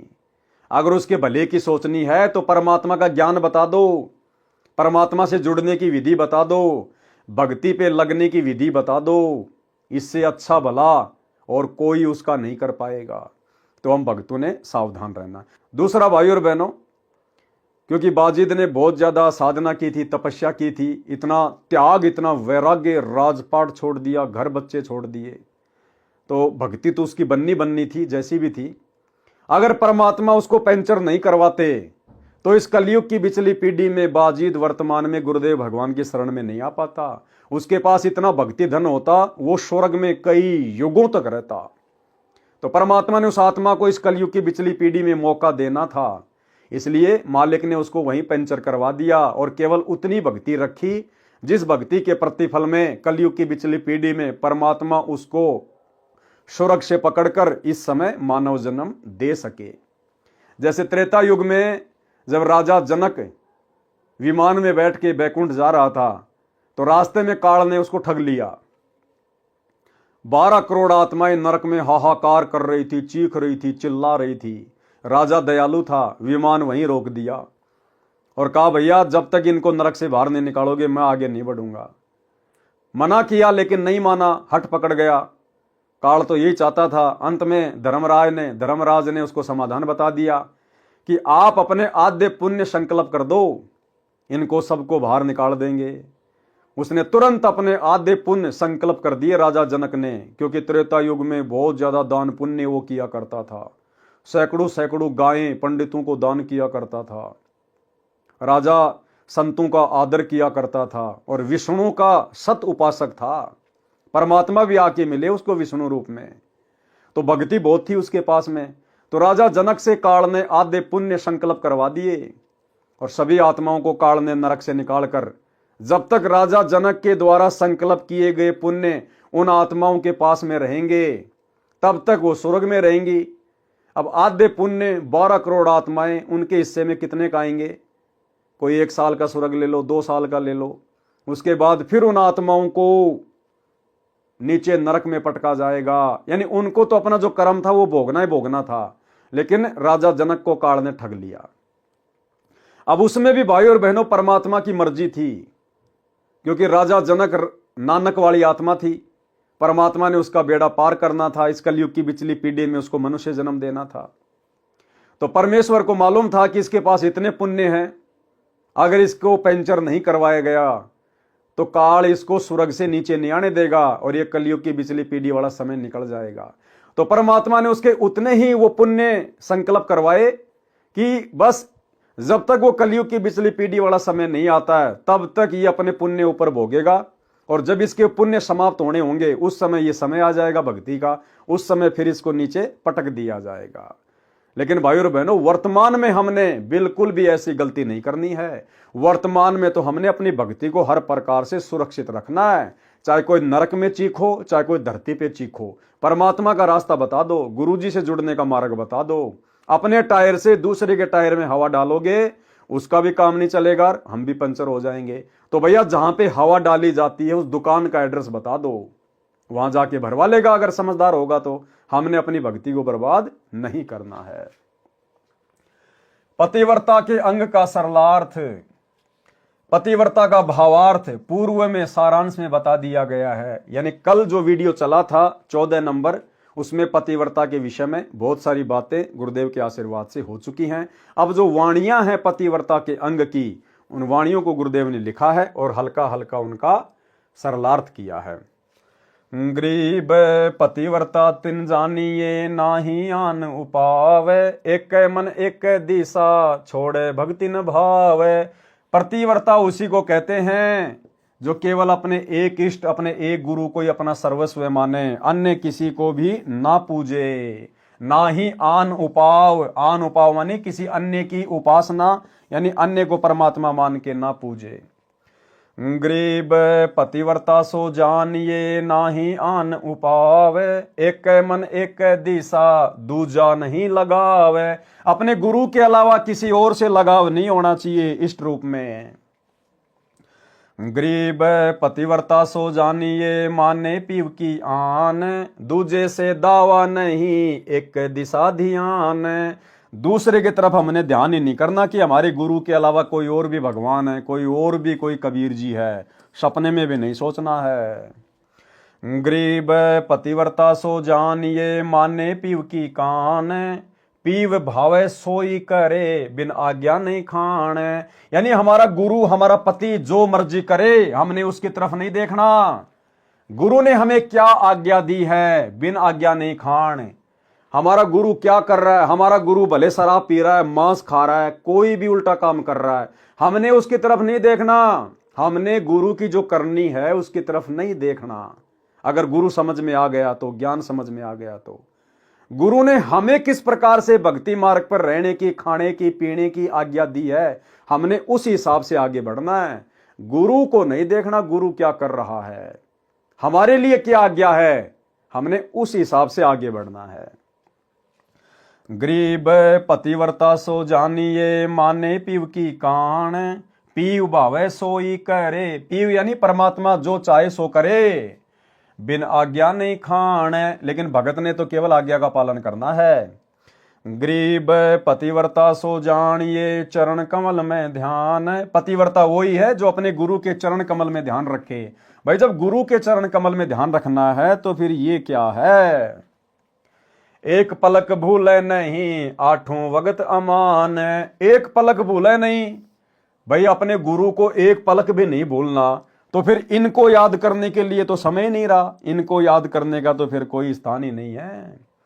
एक पलक भूले नहीं आठों वक्त अमान, और आठों पहर शांति में रहे। गरीब पतिव्रता सो जानिए जाने अपना पीव। पतिव्रता उसी को कहते हैं जो अपने भगवान को जानती है, पहचानती है। तो आज हम सत्सेवक भाई बहनों ने पहचान लिया कि हमारा असली जो पति है वो कौन है, कहते पतिव्रता उसी को कहते हैं जो जाने अपना पीव और आन ध्यान से रहत हुई चरण कमल में जीव। आन ध्यान से किसी और की पूजा पाठ ना करे, आन उपासना ना करे। गरीब पतिव्रता सोई लखो जाने अपना कंत। कंत यानी स्वामी, जो अपने स्वामी को जानती है, पहचानती है, वही असल में पतिव्रता औरत है कि मेरा गुरु खुद ही कबीर भगवान है, सारी सृष्टि का मालिक है। गरीब पतिव्रता सोई लखो जाने अपना कंत। आन ध्यान से रहत होई गाहक मिले अनंत। चाहे कितने देवी देवता क्यों ना मिले, घर के सामने आके खड़े क्यों ना हो जाएं, चाहे ये नकली कबीर दाढ़ी मूछ वाला भी घर के सामने आके खड़ा क्यों ना हो जाए कि मैं भगवान हूं, मैं कबीर हूं, बोले भैया हम आपको नहीं जानते, दो जोड़े हाथ, चले जाओ यहां से। गरीब पतिव्रता के बरत है अपने पीवसु हेत। यानी पतिव्रता का एक संकल्प होता है, वो केवल अपने ही पति के साथ जुड़ी हुई होती है, उसका प्रेम, उसका हेत केवल अपने गुरुदेव से होता है। आन उपासी वो मिले जिनसे रहे संकेत। आन उपासी चाहे कितने मिलो, हमारे को भ्रमित करने वाले कि वो व्रत कर ले, उस देवता की पूजा कर ले, वहां पे घूमने चलेंगे, वहां पे जो है वो तीर्थ पे चलेंगे, कहले आन उपासी बहुत मिले जिनसे रहे संकेत, उनसे सावधान रहे। गरीब पतिव्रता सो जानिए जाके दिल नहीं और। असल में पतिव्रता भगत कौन है, पतिव्रता आत्मा कौन है, जाके दिल नहीं और, जिसके दिल में अपने गुरु के अलावा और कोई परमात्मा नहीं, कोई भगवान नहीं, कोई इष्ट नहीं। जबकि सतलोक आश्रमों से जुड़े हुए भाई बहनों के दिलों में तो ये नकली कबीर, नकली मुर्दा फोटो बसी हुई है। 8 सितंबर को तो अपने गुरुजी को पूज लेंगे और जून के महीने में इस कागज के टुकड़े को, मुर्दा फोटो को कबीर भगवान मानकर उसका प्रगट दिवस मना लेंगे। तो इनके दिल में तो बहुत सारे बैठे हुए हैं, ये पतिव्रता आत्मा के लक्षण नहीं है। गरीब पतिव्रता सो जानिए जाके दिल नहीं और हम सत्सेवकों के दिल में केवल हमारे गुरुजी हैं। इस फोटो को हमने पाड़ पाड़ के फेंक दिया, अपने घर से निकाल दिया, अपने दरबार से निकाल दिया। हम इसको दंडवत नहीं करते, कुछ नहीं करते, केवल अपने गुरुदेव भगवान से हमारा संबंध है। गरीब पतिव्रता सो जानिए जाके दिल नहीं और। अपने पीव के चरण बिना 3 लोक नहीं ठोर। सरलार्थ, वाणी नंबर 10 का सरलार्थ पहले कर दिया है। जैसे पतिव्रता स्त्री अपने पति के अतिरिक्त किसी पुरुष को पति यानी स्वामी के भाव से नहीं चाहती है, चाहे वह कितना ही सुंदर हो, धनी हो या बड़ा अधिकारी हो, चाहे राजा भी क्यों ना हो, उसे पतिव्रता कहते हैं। जो अपने पति के अतिरिक्त, अब हमारा वर्तमान में कौन है पति, समझ में आ गया ना, हमारे गुरुदेव भगवान हमारे पति हैं। तो क्या कह रहे हैं, पति के अतिरिक्त किसी पुरुष को पति यानी स्वामी भाव से नहीं चाहती। जबकि आश्रम वाले भाई बहन तो अपने पति, अपने भगवान, अपने कबीर जी के भाव से इस फोटो को पूज रहे हैं जून के महीने में। चाहे वह कितना ही सुंदर हो, धनी हो या बड़ा अधिकारी हो, चाहे राजा भी क्यों ना हो, उसे कहते हैं पतिव्रता स्त्री, पतिव्रता आत्मा। कथा, एक व्यक्ति राजा का नौकर था, उसको अपनी पत्नी पर पूर्ण विश्वास था कि वह पतिव्रता है, जिसकी महिमा वह अपने साथियों में बार बार करता था। आप और हमने नहीं करनी है, ये तो एक कथा है जो गुरुदेव हमें बता रहे हैं शिक्षा के लिए कि पतिव्रता कैसी होती है। हमने वर्तमान में महिमा केवल अपने गुरु की करनी है, अपने भगवान की करनी है, गुरुदेव की। ना पत्नी ने अपने पति की करनी है, ना पति ने अपनी पत्नी की करनी है। किसी के बेटा बेटी बहुत बड़े कोई अधिकारी बन गए, कोई नौकरी लग गए हैं, रिश्तेदारियों में जाकर, भक्तों के बीच में बैठकर, आश्रम में जाकर अपने बच्चों की महिमा के गीत नहीं गाने कि मेरा लड़का DCM बन गया, मेरा लड़का DC बन गया, मेरा लड़का IAS अधिकारी है। 1 सेकंड में फूंक निकल जाएगी, एक्सीडेंट में मर जाएगा, फिर करना जिक्र कि मेरा बेटा DCM था, मेरा बेटा IAS अधिकारी था। हमने महिमा केवल इस जीव से अपने भगवान की करनी, अपनी औलाद की नहीं करनी। उसको अपनी पत्नी पर पूर्ण विश्वास था कि वह पतिव्रता है, जिसकी महिमा वह अपने साथियों में बार बार करता था। एक दिन बात राजा के दरबार में पहुंच गई। नौकर हिंदू था, वो हिंदू था जो अपनी पत्नी की महिमा करता था। राजा मुसलमान था और एक मुसलमान ही उसका महामंत्री था। राज दरबार में राजा ने उस नौकर से पूछा कि आप ये कहते हैं कि आपकी पत्नी पतिव्रता है, आपको पूर्ण विश्वास है? नौकर ने कहा कि पूर्ण से भी आगे है। उसी समय महामंत्री बोला कि यदि मैं तेरी पत्नी का पतिव्रत धर्म खंड कर दूं तो तुझे क्या सजा मिलनी चाहिए। अब देखो, बकवाद से बकवाद ही निकल के आएगी। अब वो आदमी यदि, वो नौकर यदि अपनी औरत की महिमा ना करता, उसका जिक्र ना करता कि मेरी औरत जो है वो पतिव्रता है, तो राजा तक बात नहीं जाती। राजा तक बात नहीं जाती तो महामंत्री भी बीच में नहीं कूदता कि मैं अगर तेरी पत्नी का पतिव्रता धर्म खंड कर दूं तो तेरे को क्या सजा मिलनी चाहिए। यानी भाई और बहनों, कोई परमात्मा की अगर चर्चा चलती तो सबका आत्म कल्याण होता, सबको लाभ मिलता। अब यहां पर फालतू की बकवाद शुरू कर दी तो देखना फालतू का ही रिजल्ट निकलता चला जाएगा। तो हम भगत भाई बहन जहां भी बैठे, केवल अपने मुख से अपने गुरुदेव भगवान की चर्चा, परमात्मा की चर्चा, इस ज्ञान की चर्चा। नौकर ने कहा कि मुझे फांसी दे देना, यदि पतिव्रत धर्म खंड नहीं कर पाया तो आपको क्या सजा मिलनी चाहिए। फिर वो नौकर महामंत्री को बोला, अगर तू मेरी पत्नी का पतिव्रत धर्म खंड नहीं कर पाया तो तेरे को क्या सजा मिलनी चाहिए। तो राजा बीच में बोल गया, बोला इसको भी फांसी की सजा दी जाएगी। यानी बकवाद की शुरुआत बकवाद तक ही जाती है। राजा ने कहा कि फांसी की सजा, महामंत्री ने स्वीकार कर ली तथा नौकर से पूछा कि क्या वस्तु लाऊं जिससे तू माने कि मैं सफल हुआ। नौकर ने कहा कि विवाह के समय एक पटका यानी तौलिया जैसा एक कोई कपड़ा होता है तथा एक छोटी सी तलवार 1.5 फुट की दूल्हे को देते थे, वह पत्नी को संभड़ा दी जाती थी, वह सुहाग की निशानी मानी जाती थी। नौकर ने कहा कि वो पटका और वो कटार ला देना, मैं मान लूंगा कि आपने मेरी पत्नी का धर्म नष्ट कर दिया। अब वो तो कोई चोर के भी ला सकता है, जरूरी थोड़ी है उसको तो भैया चोर के भी तो लाया जा सकता है। वो औरत 24 घंटे वो कटार अपनी कमर से बांध के थोड़ना जो है रख के वो फिरा करती थी, लेकिन फालतू की बातें थी। तो उसने कहा कि वो कटार और वो पटका ला के दे दे, मैं मान लूंगा कि तूने मेरी पत्नी का पतिव्रत धर्म खंड कर दिया।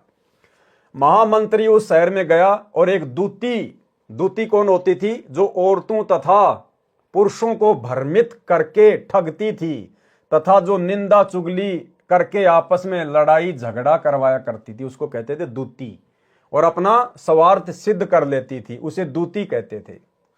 उसको बुलाया। अब उस मुसलमान महामंत्री ने उस दूती को बुलाया। महामंत्री ने उस दूती से कहा कि इस नाम का व्यक्ति है, उससे मेरी शर्त लगी है, मेरा संपर्क उस स्त्री से करवा दे, जो धन चाहिए बता दे।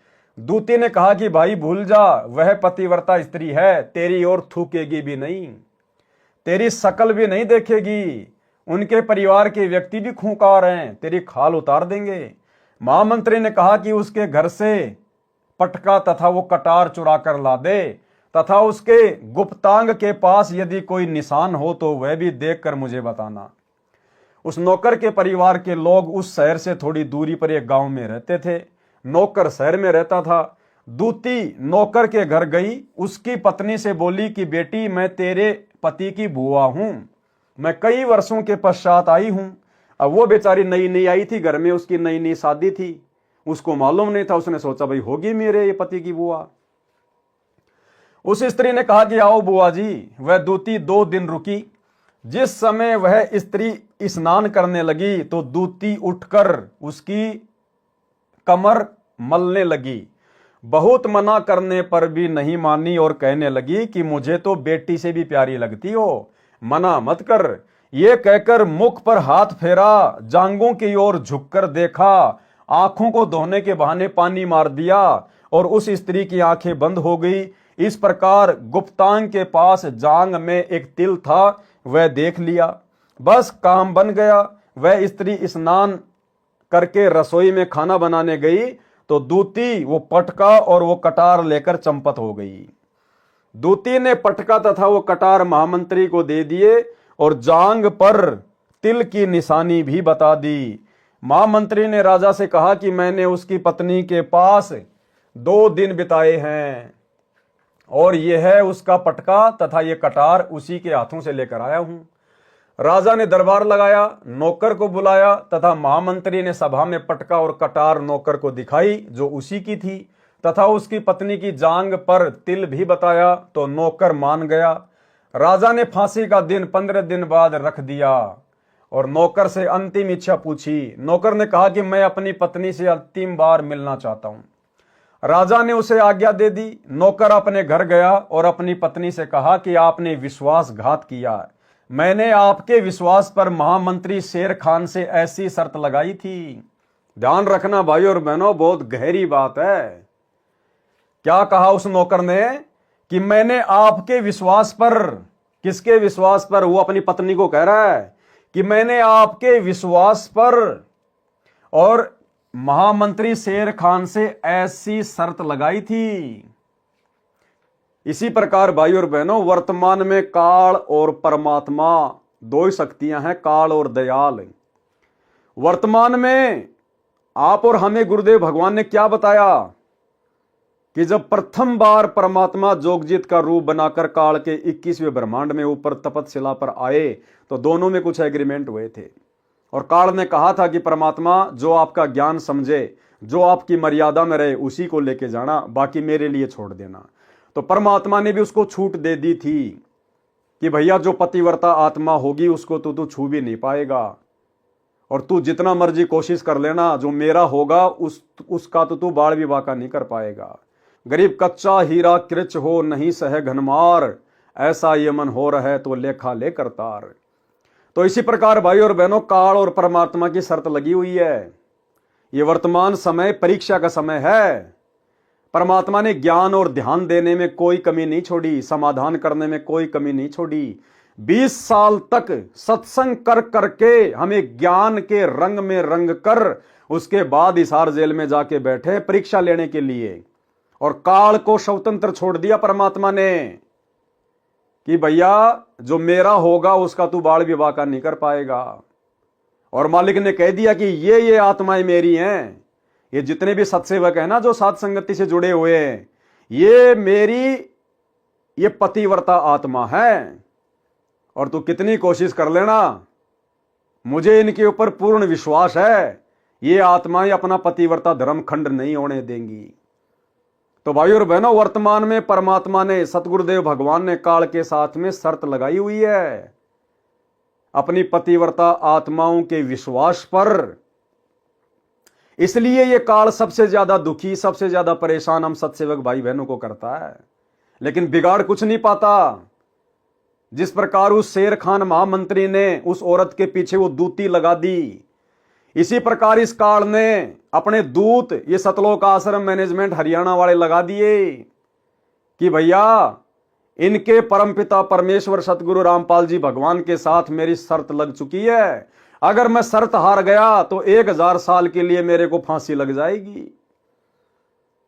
तो काल के हुक्म से ये दूत, उधर तो वो दूती थी, इधर ये दूत सतलोक आश्रम मैनेजमेंट हरियाणा वाले, ये कोऑर्डिनेटर, गुरुजी के बेटा बेटी, भाई बंधु रिश्तेदार, साथ संगतियों में लड़ाई झगड़े करना, पुलिस प्रशासन को भेजना, अन्य भक्तों को भेज देना, भक्तों के साथ मार पिटाई करवाना, झूठे मुकदमे लगवाना, जेल करवा देना, गाली गलोच करना, साथ संगतियां रुकवाना, गुरुद्रोही कह के हमारे को डराना धमकाना, पीले पर्चे निकालना। तो ये दूत छोड़ रखे काल ने अपने, क्योंकि काल को पता अगर तू हार गया तो तेरे को 1000 साल के लिए परमात्मा जमीन में गाड़ देगा। तो शेर खान महामंत्री की तरह भाई काल को हो रहा है दर्द कि इनका पतिव्रता धर्म तो मैं तोड़ नहीं पा रहा, हर प्रकार से कोशिश कर रहा हूं, प्रयास कर रहा हूं, लेकिन ये आत्माएं तो डगमग ही नहीं हो रही। ये तो अपने गुरु के अलावा किसी को मानती नहीं, जानती नहीं, पहचानती नहीं। इन्होंने तो अपने गुरु का ज्ञान लेने के बाद में आंखें बंद कर ली संसार की ओर से। तो ये वर्तमान में शर्त लगी हुई है, और गुरु ने शर्त लगाई है आप और हम आत्माओं के विश्वास के ऊपर, यानी गुरु ने आप और हमारे ऊपर विश्वास किया है। तो भाई और बहनों, यदि हमने गुरु जी का विश्वास तोड़ दिया, यदि हमने अपने पतिव्रता धर्म को खंड कर दिया, यानी परमात्मा ने कह दिया भैया वो मेरे अलावा किसी को नहीं मानते, मेरे अलावा और कोई भगवान नहीं, कोई परमात्मा नहीं, सबको रिजेक्ट कर दिया, तो काल अब क्या करेगा? इसको परमात्मा मनवाएगा, जैसे तैसे करके इसका कबीर प्रकट दिवस मनवाएगा, इसकी फोटो वापस आपके घर में लगवाएगा, इसको आपको दंडवत करवाएगा, और वो सारे काम एक बार में हो जाएंगे यदि आपने डर कर और सतलोक आश्रमों में जाकर अपनी हार स्वीकार कर ली। तो साथ संगति को छोड़कर यदि सतलोक आश्रमों में जाकर और उनके फर्जी नामदान सेंटरों पर जाकर यदि आपने अपने शुद्ध नाम को खंड कर लिया वहां शुद्ध करवाने के बहाने, तो आप शर्त हार गए, आपका पतिव्रता धर्म खंड हो गया। तो भाई वर्तमान में यह परीक्षा चल रही है।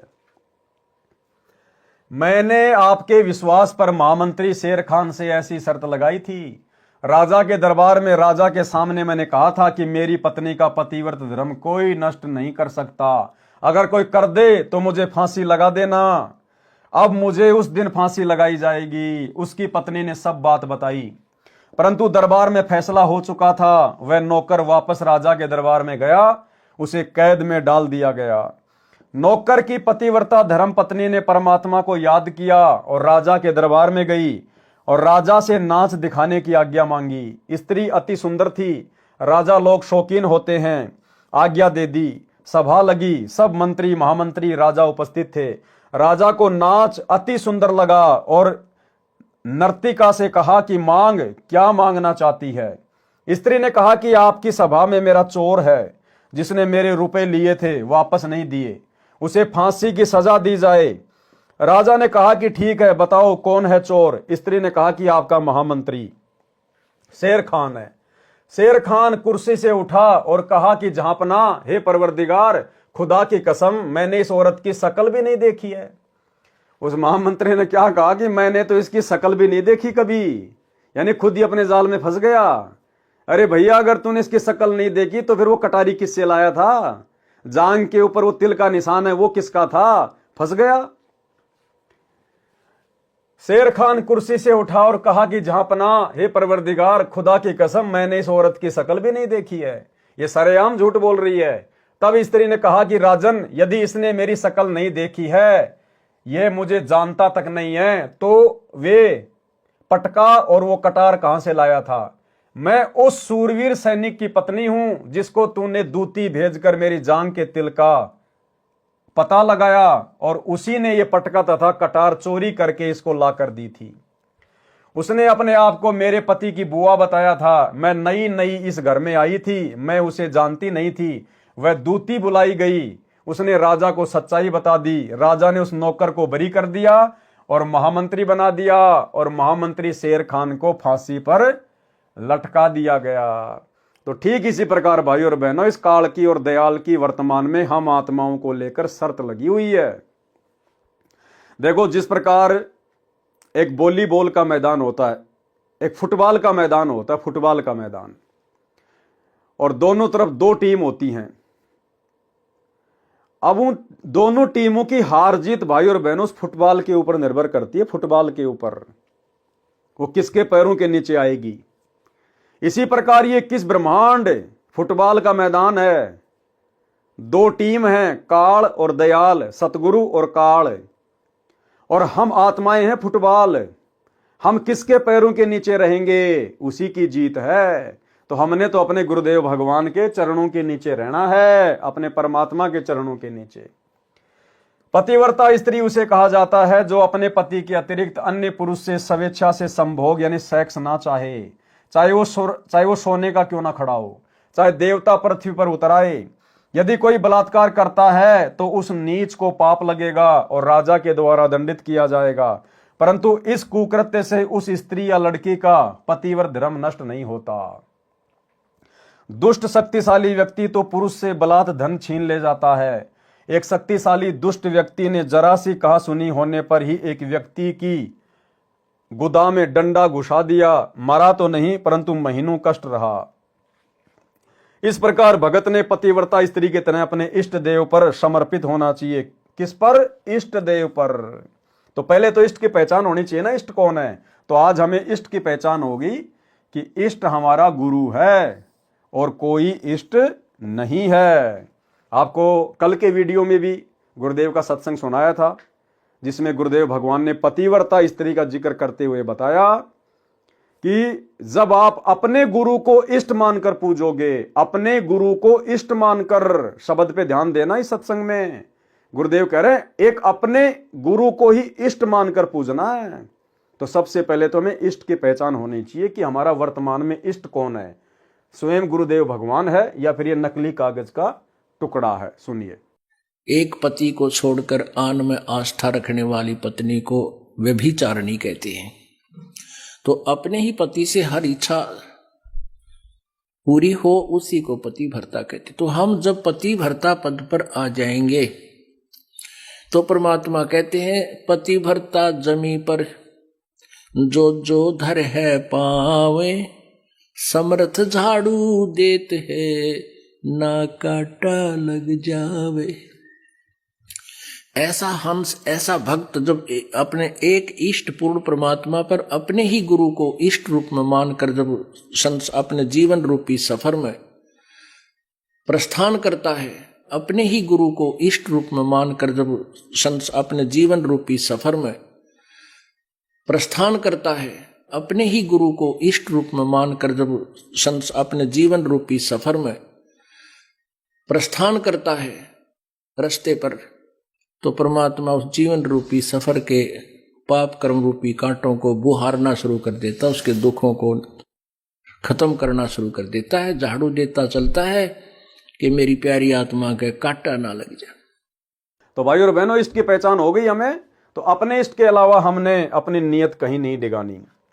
इस प्रकार भगत ने पतिव्रता स्त्री की तरह अपने इष्ट देव पर समर्पित होना चाहिए, तब परमेश्वर प्रसन्न होगा। यानी इष्ट स्वयं ही परमेश्वर है और मोक्ष प्रदान करेगा।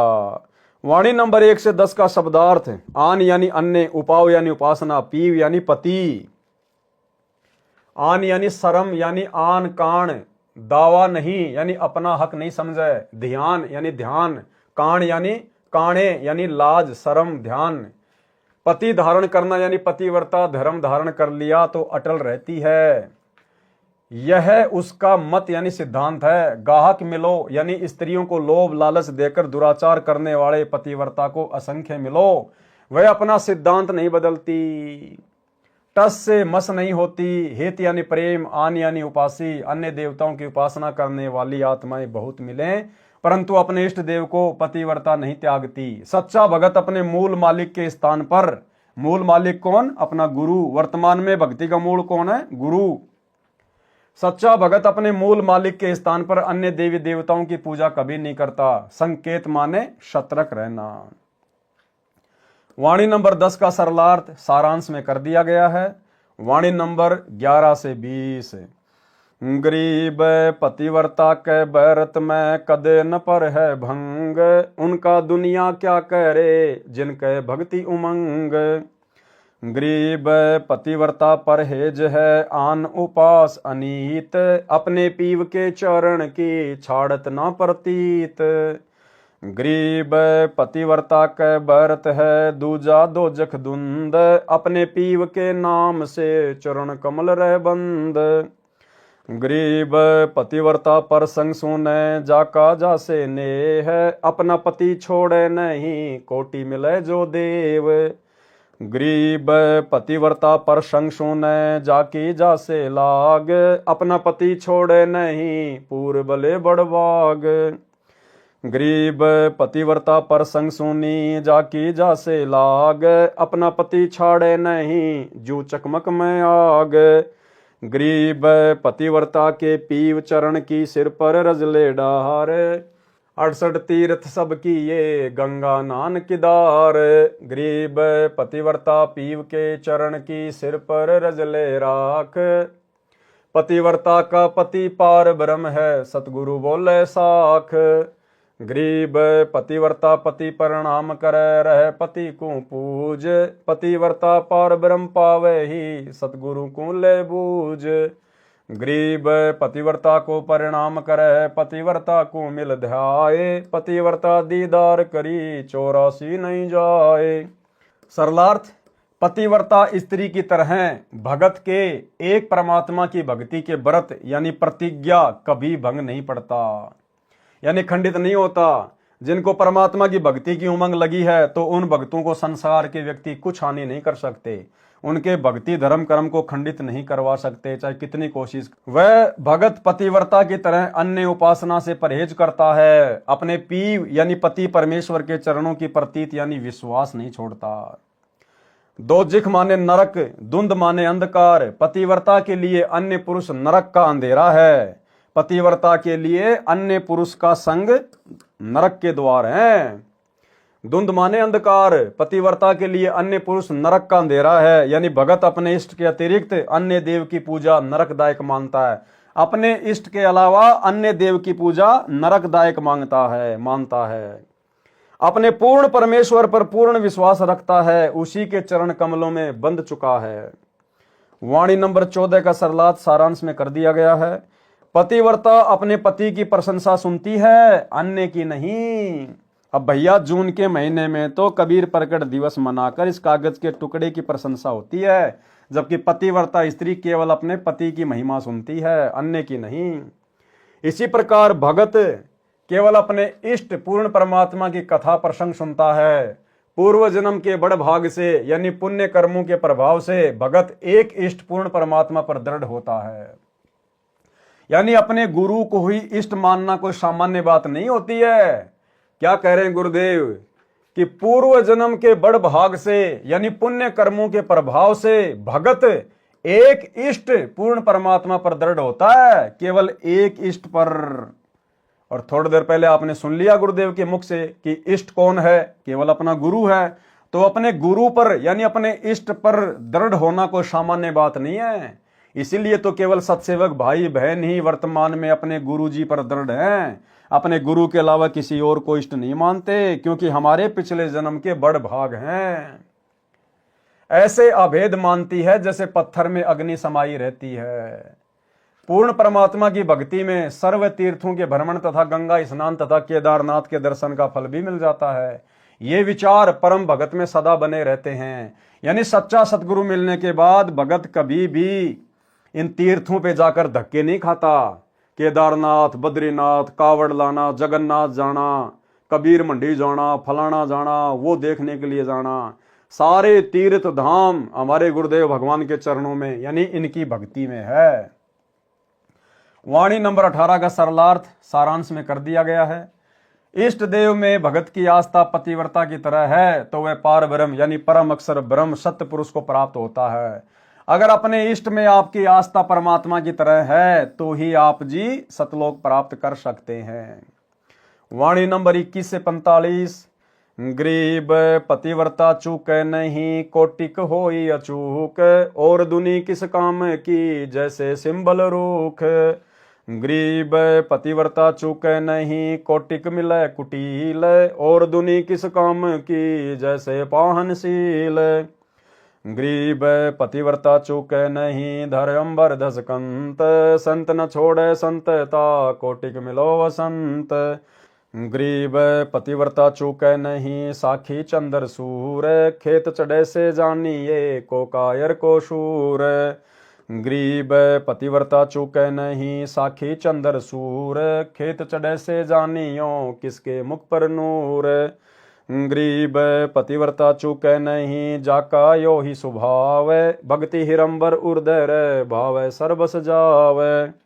गरीब पतिव्रता चूक नहीं, तन मन धन सब जावे, नाम अभय पद उर्धर छोड़े भक्ति न भावे। गरीब पतिव्रता चूक नहीं, तन मन जाओ शीस, मोर ध्वज अर्पण किया सिर साटे जगदीश। गरीब पतिव्रता प्रहलाद है, ऐसी पतिव्रता होई, 84 कठिन तिरासना सिर पर बीती लोई। गरीब राम नाम छाड़या नहीं, अवगत अगम अगाध, दाव न चूक्या चौपट पतिव्रता प्रहलाद।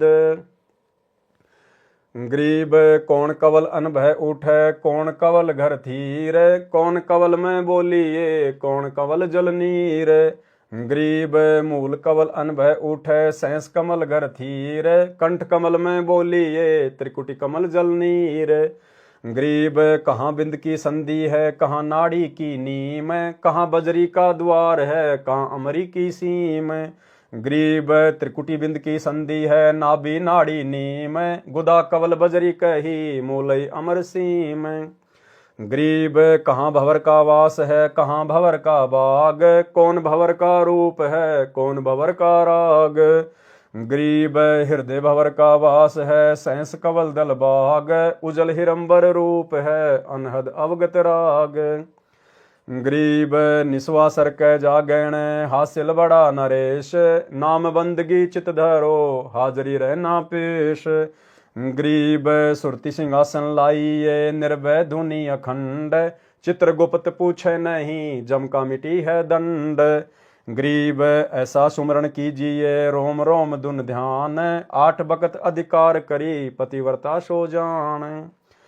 गरीब तारक मंत्र चित धरो, सूक्ष्म मंत्र सार, अजप्पा जाप अनादि है, हंस उतरी है पार।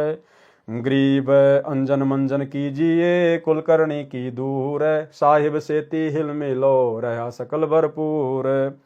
गरीब हरदम मुजरा कीजिए, यो तत् बारंबार, कुबुदि कटे कांजी मीटे, गणनामी गणसार। गरीब अजब हजारा पूप है, निगंधी गलतान, 5 तत्व नाही जहां, निर्भय पद परवान। गरीब सत्य पुरुष सायब दैणी, है सो अकल अमान, पूर्ण ब्रह्म कबीरे का, पाया हम स्थान। गरीब नेस निरंतर रम रहा, प्रकट क्या दिखलाई, दास गरीब गलतान, पद सहज रहा समाई। सरलार्थ, पतिव्रता चूके नहीं, कोटिक होई अचूक। यानी जैसे पतिव्रता के साथ जबरदस्ती हो जाती है तो भी वह अपने पति को हृदय से चाहती है, इसी प्रकार सत्य साधक एक परमेश्वर के उपासक को जबरदस्ती किसी अन्य देव स्थान पर कुल के लोग ले जाते हैं तो वह हृदय से अपने इष्ट को याद करता रहता है। उस अन्य देव में कभी इष्ट वाली श्रद्धा नहीं होती। अन्य देव तो ऐसा है जैसे सिंबल का वृक्ष होता है। लेकिन इसका मतलब ये नहीं कि हम आसानी से चले जाएं, हमने संघर्ष करना है। अगर आपके सास ससुर, आपके माता पिता आपके साथ जबरदस्ती करते हैं अन्य देवी देवताओं की पूजा करने के लिए या अन्य देवी धाम के स्थान पर जाने के लिए, तो आपने संघर्ष करना है। ये नहीं कि गुरुजी ने कह दिया लो मैं तो चली जाती हूं, अंदर से तो अपने गुरुजी को याद करती रहूंगी। इससे भी बात नहीं बनेगी वर्तमान में, क्योंकि वर्तमान समय मोक्ष का है, प्राइम टाइम है। लड़ना नहीं, झगड़ना नहीं, लेकिन अड़ जाना है ऐसे मामले में। ऐसे मामले में केवल परमात्मा को प्रसन्न करना है। और अगर अड़ जाएंगे ऐसे मामले में कि भैया घर छूटो, चाहे जग रूठो, चाहे रूठो ये संसारा हो, अरे कौन सुनेगा फिर मेरी काल नगर में जब गुरु रूठ गया मेरा हो। तो ऐसे मामले में भैया चाहे कोई घर से निकालो, चाहे जो मर्जी करो, हमने उन देवी देवताओं के धाम पर जाकर दर्शन भी नहीं करना। चाहे परिवार का दबाव हो, चाहे सास ससुर का दबाव हो। ये ज्ञान किस लिए दिया भगवान ने वर्तमान में? संघर्ष करने के लिए। एक परमेश्वर के उपासक को जबरदस्ती किसी अन्य देव स्थान पर कुल के लोग ले जाते हैं तो वह हृदय से अपने इष्ट को याद करता रहता है। उस अन्य देव में कभी इष्ट वाली श्रद्धा नहीं होती। अन्य देव तो ऐसा है जैसे सिंबल का वृक्ष होता है, जिसके डोडे लगते हैं, वे फल जैसे लगते हैं परंतु उनमें खाद्य पदार्थ नहीं होता, रुई निकलती है। इसी प्रकार तत्व ज्ञान प्राप्त भगत को पूर्ण परमात्मा के अतिरिक्त अन्य प्रभु ऐसे व्यर्थ लगते हैं जैसे आम के वृक्ष की तुलना में सिंबल का वृक्ष व्यर्थ लगता है।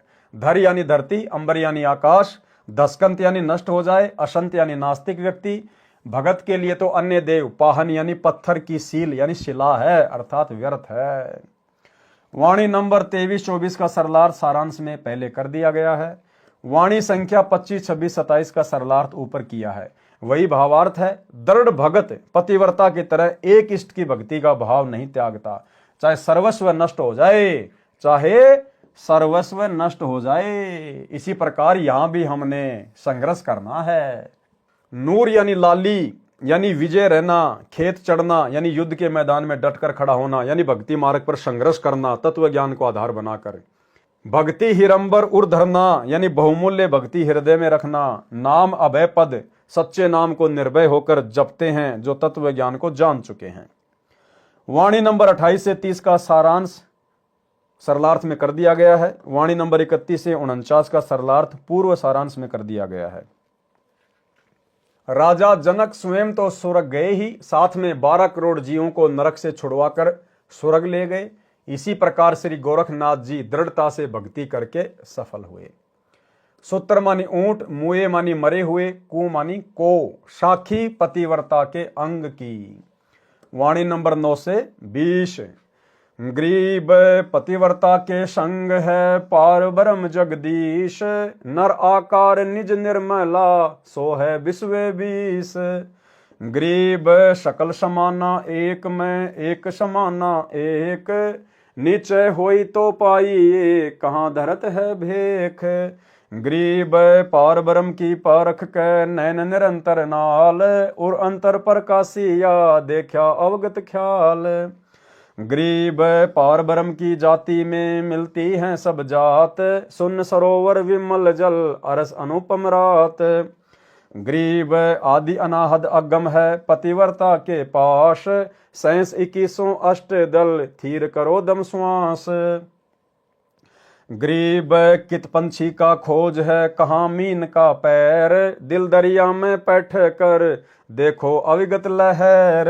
गरीब अलल पंख के लोक को जानत है न कोई, अलल पंख का चीकला घर पावेगा सोई। गरीब सिकल बिकल संसार है पतिव्रता दिल थीर, अचल अनाहद अरस धुनी डोले नहीं शरीर। गरीब लोहा कंचन हो गया मिली पारस सत्संग, यो मन पलट है नहीं साधुओं के प्रसंग। गरीब जुगन जुगन का कुटल है जुगन जुगन का जिंद, पतिव्रता सो जानिए रहे मनोरथ बंद। गरीब बारे बानी ब्रह्म है सैंस कला कल धूत, पतिव्रता सो जानिए राखे मन संजूत। गरीब जो मेहंदी के पान में लाली रही समाए, यो साहब तन बीच है खोज करो सत भाए। सरलार्थ पूर्व में किया गया है वैसा ही है। भावार्थ है कि जो भगत पूर्ण परमात्मा को सच्चे भाव से याद करता है यानी भक्ति करता है तो जगदीश उसके साथ रहता है। जगदीश कौन है? जगत प्लस ईश, सारे संसार का स्वामी। वो जगदीश, वो परमात्मा, वो पार ब्रह्म, वो कबीर देव आज वर्तमान में हमारे गुरुदेव हैं। यानी भक्ति करता है तो जगदीश उसके साथ रहता है, उसकी सहायता करता है। वास्तव में परमात्मा नराकार यानी मानव स्वरूप है। विश्व बीस का अर्थ है पूर्ण रूप से। विश्व बीस का एक पक्का बिग्गा होता है, वह पूर्ण माना जाता है। यहां पर उसी उपमा से परमात्मा को समर्थ कहा है। भेक धरना यानी दाढ़ी जटा सिर पर बाल केस बढ़ाना, नीचे मानी विश्वास के साथ। भावार्थ, यदि मेरी बातों पर विश्वास है तो परमात्मा मिलेगा, यदि नहीं है तो साधु वेश बनाने का कोई लाभ नहीं। निज मानी खास, निर्मला मानी निर्मल, परमात्मा वास्तव में पाक साफ है। शून्य सरोवर यानी आकाश में सतलोक रूपी सरोवर है, उसमें सुख रूपी जल है। उस अनुपम यानी अद्भुत अरस यानी आसमान में बने सतलोक में रात दिन लगन लगा। एक पार ब्रह्म यानी पूर्ण परमात्मा की जाति यानी लक्षणा सब देवों से मिलते हैं, परंतु पूर्ण परमात्मा समर्थ है। जैसे नमक और बूरा के लक्षण मिलते जुलते होते हैं, परंतु खाने पर पता चलता है। आदि मानी सनातन सदा से, अगम यानी सर्वोपरि, अनाहद मानी शाश्वत यानी अविनाशी। परमात्मा दृढ़ भगत के साथ है। सैंस 21 यानी दिन रात में मानव सामान्य विधि से 21,600 श्वास उश्वास दम श्वास लेता है। उन सबको परमात्मा के सुमरण में लगाए। थीर करो का अर्थ है श्वास उश्वास से नाम पर दृढ़ता से मन लगाओ। कित मानी कहां, पंछी मानी पक्षी, मीन मानी मछली। जैसे पक्षी उड़कर चलता है तो उसकी खोज किसी चिन्ह से नहीं हो सकती, अर्थात पक्षी अपने पीछे कोई निशान नहीं छोड़ता। जैसे मछली जल में कोई निशान बनाती हुई आगे नहीं तैरती, इसी प्रकार प्रत्येक भगत भक्ति की शक्ति से उड़कर या जल की तरह चलकर सतलोक चला जाता है। अन्य व्यक्ति उसके मार्ग की खोज करके नहीं जा सकते, उसे भी भक्ति करके शक्ति रूपी पंख लगवाने पड़ेंगे। मन रूपी मछली को दिल रूपी दरिया में यानी हृदय से लगन लगा। भक्ति करके उस अविगत अव्यक्त परमात्मा की लहर यानी अनंत सुख को देखो। अलल पंख की जानकारी गुरुदेव के अंक के सरलार्थ में वाणी नंबर 1 के सरलार्थ में विस्तार से बताई गई है। चीकला मानी पक्षी का नवजात बच्चा। भावार्थ है कि जो भगत अंश है वह भक्ति उस भाव से करता है जैसे अलल पक्षी का बच्चा अपना ध्यान आसपास मन में लगाए रहता है। उसकी आत्मा में यह समाया होता है कि तेरा परिवार ऊपर है, जब तक वह उड़ने योग्य नहीं होता तो अन्य पक्षियों के साथ रल मिलकर रहता है, परंतु युवा होते ही उड़कर ऊपर अपने माता पिता के पास चला जाता है। इसी प्रकार संसार में रहते रहते भगत का मन हमेशा ऊपर सतलोक में होना चाहिए कि ये काल का 21 ब्रह्मांड मेरा निज घर नहीं है, मेरा घर नहीं है, मुझे अंत में भक्ति सफल करके सतलोक ही जाना है। इसी प्रकार तत्व ज्ञान प्राप्त भगत को 100% विश्वास होता है कि अपना ठिकाना सतलोक में है। वही चीकला यानी भक्ति प्रारंभ करने वाला भगत भक्ति पूरी करके निर्बाध सतलोक वाले घर को प्राप्त करेगा।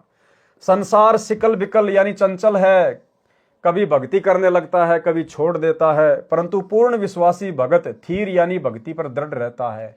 वह आकाश में परमात्मा की निरंतर धुन लगन टिकाकर लगाता है।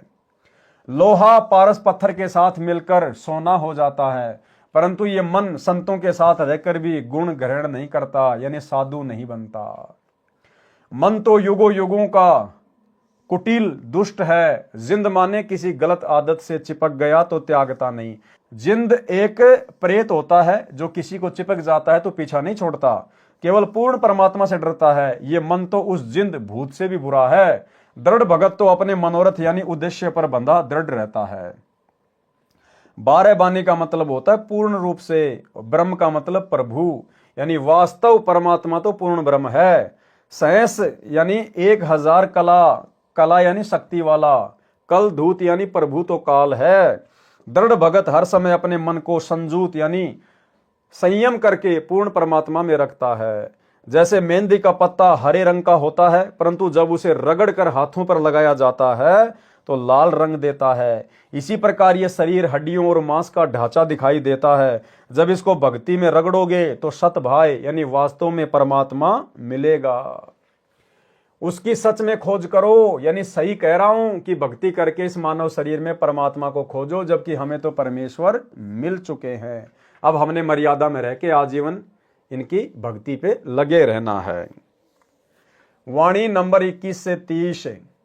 गरीब बिन दरिया दादुर जहां, बिन ही पर्वत मोर, बिना सवाती मोती जहां, बिन ही चंद चकोर। यानी परमेश्वर सतलोक की महिमा कर रहे हैं इन सब वाणियों में। यानी वहां पर जैसे यहां पर अगर कोई तालाब होगा तो उसमें मेंढक होगा, अगर बादल गरजेंगे तो बरसात होगी, अगर पेड़ होगा तो फूल होगा, काम धंधा करेंगे तो रोटी मिलेगी। लेकिन सतलोक में ऐसा कुछ नहीं है। वहां पर नैस कर्म में है, बिना कर्म के सब कुछ प्राप्त होता है। वहां पर वो ऐसा लोक है, उसकी महिमा गाई है मालिक ने। गरीब बिन दरिया दादुर जहां, दादुर यानी मेंढक, बिन ही पर्वत मोर, बिना सवाती मोती जहां, बिन ही चंद चकोर। गरीब बिन बादल बिजली जहां, बिन घन हर गर्जंत, बिन बागों कोयल जहां, बिन ही फाग बसंत। गरीब बिन ही बेली फूल है, बिना केत की भोर, बिन चिस्म्यों दीदार है, बिना दस्त जहां चोर। गरीब बिन ही आसन बैठे ना, बिन पग का जहां पंथ, बिन ही द्वारे बोले ना, समझे बिरला संत। गरीब बिन जिब्या वाणी पढ़े, बिन ही अंग अनूप, बिन मंदिर जहां पौडना, अवगत सत्य स्वरूप। गरीब बिन ही धरती देहरा, जामे अवगत देव, दृष्टि मुष्टि से रहत है, जाकी कर ले सेव। गरीब जू सुआ पिंजर बस, खिड़की बंद लगाई, दुर्मति दिल अंदर रहे, मंजारी नहीं खाई। गरीब मार्ग बंक पिछाने ले, उड़न गड़न दे छाड़, सुरती शब्द के संग है, दुर्मति दिल से काढ़। गरीब कौन कवल में काल है, कौन कमल में राम, कौन कमल में जीव है, कौन कमल विश्राम। गरीब कंठ और सैंस कमल में काल है, शंख कमल दल राम, हृदय कमल में जीव है, अष्ट कमल विश्राम। सरलार्थ बिन यानी बिना दरिया नदी के जहां पर दादुर यानी मेंढक है, तथा पर्वत के बिना मोर रहते हैं। मोती का निर्माण समुद्र में रहने वाले जीव सीप के अंदर स्वाति नक्षत्र की वर्षा की बूंद से होता है, परंतु सतलोक में सतगुरु की शक्ति से सवते मोती बन जाते हैं। चकोर पक्षी भी बिना चंद्रमा के रहता है। भावार्थ है कि सतलोक में सर्व व्यवस्था परमेश्वर जी की कृपा से होती है, जो आश्चर्य की बात है, परंतु सतलोक में सामान्य बात है। सतलोक में बिन बाग के कोयल है, यानी कोयल की आवाज अपने आप होती है। ऐसा नहीं है कि सतलोक में बाग नहीं है, परंतु जहां बाग नहीं है वहां भी कोयल जैसी सुरीली आवाज सुनने को मिलती है। यानी वहां पर सब कुछ है, ऐसी सृष्टि है, लेकिन वहां पर बिना कर्म किए सब कुछ मिलता है। वहां भी कोयल जैसी सुरीली आवाज सुनने को मिलती है। बिजली जैसी चमक, यानी आकाशीय बिजली चमकती है तो वह बादलों से टकराने से गरज के साथ चमकती है। सतलोक में ऐसी झिलमिल झिलमिल तथा बादल वाली गर्जना कुछ स्थानों पर सदैव होती रहती है, वह बिना बादलों के होती है। सतलोक में बसंत के सुहावने मौसम के लिए फाल्गुन महीने की प्रतीक्षा नहीं करनी पड़ती, वहां सदैव बसंत जैसा सुहावना मौसम रहता है। यह परमेश्वरीय शक्ति का कमाल है। वह जैसे आज कोई भी वस्तु यदि हमने धरती पर रखनी है तो उसको धरती पर रखना पड़ेगा, जैसे मकान है, गाड़ी है, कोई भी चीज है। अब आप देखो सूरज है, चांद है, ये बताओ कौन सी धरती पे वो टिके हुए हैं? बिना धरती के टिके हुए ना। तो ऐसे ही सतलोक में सारी व्यवस्था है, लेकिन केवल परमात्मा ही आधार है और कोई चीज आधार नहीं है।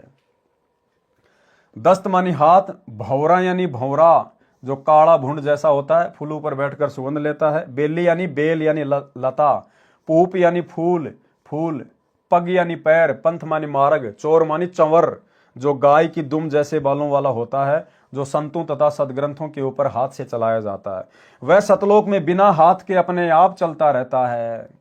आसन यानी बैठने के लिए कपड़ा, गद्दा या कुर्सी को आसन कहते हैं। सतलोक में बिना जीभ के भी बोल सकते हैं, यानी धुनी से बात होती है, मन ही मन में बातें होती हैं। जैसे आकाशवाणी होती है, मंदिर, महल, देहरा, देवालय जिसमें परमेश्वर रहते हैं। इन वाणियों में सतलोक में अनहोनी लीलाओं का ज्ञान है। वैसे वहां पर स्थायी मकान है, बाग हैं, झरने बहते हैं। अंग मानी शरीर जो 5 तत्व का है वह नहीं है। वहां पर अनूप यानी विचित्र शरीर है। दृष्टि यानी नजर, और मुष्टि यानी विशेष ध्यान से देखने की कोशिश। दृष्टि तो सामान्य नजर होती है, जो नजर गड़ाकर ध्यान से देखे वह मुष्टि कही जाती है। रहत मानी बिना, सेव मानी पूजा। भावार्थ है कि उस परमात्मा को आत्मा की आंखों से देखा जाता है, चरम दृष्टि से नहीं। दुर्मति यानी बुरी नीयत से किया गया विचार। मंझारी यानी बिल्ली। सुआ यानी तोता। सुक मानी पिंजरा। भावार्थ है कि तोता अपने पिंजरे में रहता है तो उसको बिल्ली नहीं खा सकती। दुर्मति तो बिल्ली है, आत्मा तोता है। यदि मर्यादा में रहकर भगत चलता है तो उस पर किसी के दुर्विचारों का प्रभाव नहीं पड़ता। उड़न गड़न यानी चंचलता को छोड़कर यथार्थ भक्ति मार्ग को पहचान कर उसी अनुसार साधना कर अपने दिल से पूर्व के कुविचार काट यानी निकाल कर सत्य भाव से सत्य साधना कर अपने ध्यान यानी सुरती को शब्द यानी नाम जाप पर लगाए रखे। संत गरीबदास जी ने प्रश्न उत्तर से ज्ञान समझाया है। प्रश्न किया है कि काल कौन से कमल चक्कर में है तथा जीव कौन से कमल में विश्राम करता है। उत्तर दिया है कि कंठ कमल तथा सहस्र कमल में दुर्गा जो काल की पत्नी है तथा काल ब्रह्म रहते हैं। दोनों का एक ही मकसद है, इसलिए ये दोनों काल स्वरूप हैं जो जीव को फंसाए हुए हैं। हृदय कमल में यानी शिव के लोक का कार्यक्रम जिस कमल चैनल में दिखाई देता है वह हृदय कमल है। उसी में परमेश्वर जी का मिनी सतलोक वाला कार्यक्रम एक कोने में दिखाई देता है। संग कमल वहां दृष्टिगोचर होता है। उसी हृदय कमल में जीव रहता है। अष्ट कमल में जीव विश्राम करता है। यानी जब हम रात को सो जाते हैं तो हमारी जो आत्मा है, हमारा जो जीव है, वो कहां चला जाता है? अष्ट कमल में जीव विश्राम करता है। अष्ट कमल का यहां भावार्थ है कि नाभि कमल जिसकी 8 पंखुड़ियां हैं, इसे भी अष्ट कमल दल कहते हैं। सोते समय जीव अष्ट कमल में रहता है। इस प्रकार प्रश्नोत्तर में ज्ञान स्पष्ट किया है। यानी भाई और बहनों, ये हमारे कोई विशेष काम की बातें नहीं है। ये तो आदरणीय गरीबदास जी महाराज जी को इसलिए लिखनी पड़ी ताकि कोई ये ना समझे कि गरीबदास जी तो बिल्कुल अनपढ़ थे, उनको शास्त्रों का कोई ज्ञान नहीं था। इसलिए परमात्मा ने योगियों के योग को भी फैल किया और ऐसी ऐसी बातें लिख दी जो योगियों को भी पता नहीं है। लेकिन आप और हमारे ये बातें विशेष मतलब की नहीं है। हमारा बेड़ा पार होगा गुरुदेव भगवान की मर्यादा, गुरु को इष्ट मानना और अपनी भक्ति आजीवन करते रहना। वाणी नंबर 31 से 45। गरीब कौन कमल अनभय उठे, कौन कमल घर थीर, कौन कमल में बोलिए, कौन कमल जल नीर। गरीब मूल कवल अनभय उठे, सहस कमल घर थीर, कंठ कमल में बोलिए, त्रिकुटी कमल जल नीर। गरीब कहाँ बिंद की संधि है, कहाँ नाड़ी की नीम, कहाँ बजरी का द्वार है, कहाँ अमरी की सीम। गरीब त्रिकुटी बिंद की संधि है, नाभि नाड़ी नीम, गुदा कमल बजरी कही, मूलई अमरी सीम। गरीब कहाँ भंवर का वास है, कहाँ भंवर का बाग, कौन भंवर का रूप है, कौन भंवर का राग। गरीब हृदय भंवर का वास है, सहस कमल दल बाग, उजल हिरंबर रूप है, अनहद अवगत राग। गरीब निस्वासर कै जागणे, हासिल बड़ा नरेश, नाम बंदगी चित धरो, हाजरी रहना पेश। गरीब सुरति सिंहासन लाइए, निर्भय धुनि अखंड, चित्रगुप्त पूछे नहीं, जम का मिट है दंड। गरीब ऐसा सुमरण कीजिए, रोम रोम धुनि ध्यान, 8 वक्त अधिकार करे, पतिव्रता सो जान। गरीब तारक मंत्र चित धरो, सूक्ष्म मंत्र सार, अजप्पा जाप अनादि है, हंस उतर है पार। गरीब अंजन मंजन कीजिए, कुलकर्णी करी दूर, साहिब सेती हिल मिलो, रहा सकल भरपूर। गरीब हरदम मुजरा कीजिए, यो तत् बारंबार, कुबुद्धि कटे कांजी मीटे, घननामी घनसार। गरीब अजब हजारा पूप है, निगंधी गलतान, 5 तत्व नाई जहां, निर्भय पद परवान। गरीब सतपुरुष साहेब धैणी है, सो अकल अमान, पूर्ण ब्रह्म कबीर का पाया हम स्थान। गरीब नेस निरंतर रम रहा, प्रकट क्या दिखलाई, दास गरीब गलतान पद सहज रहा समाई।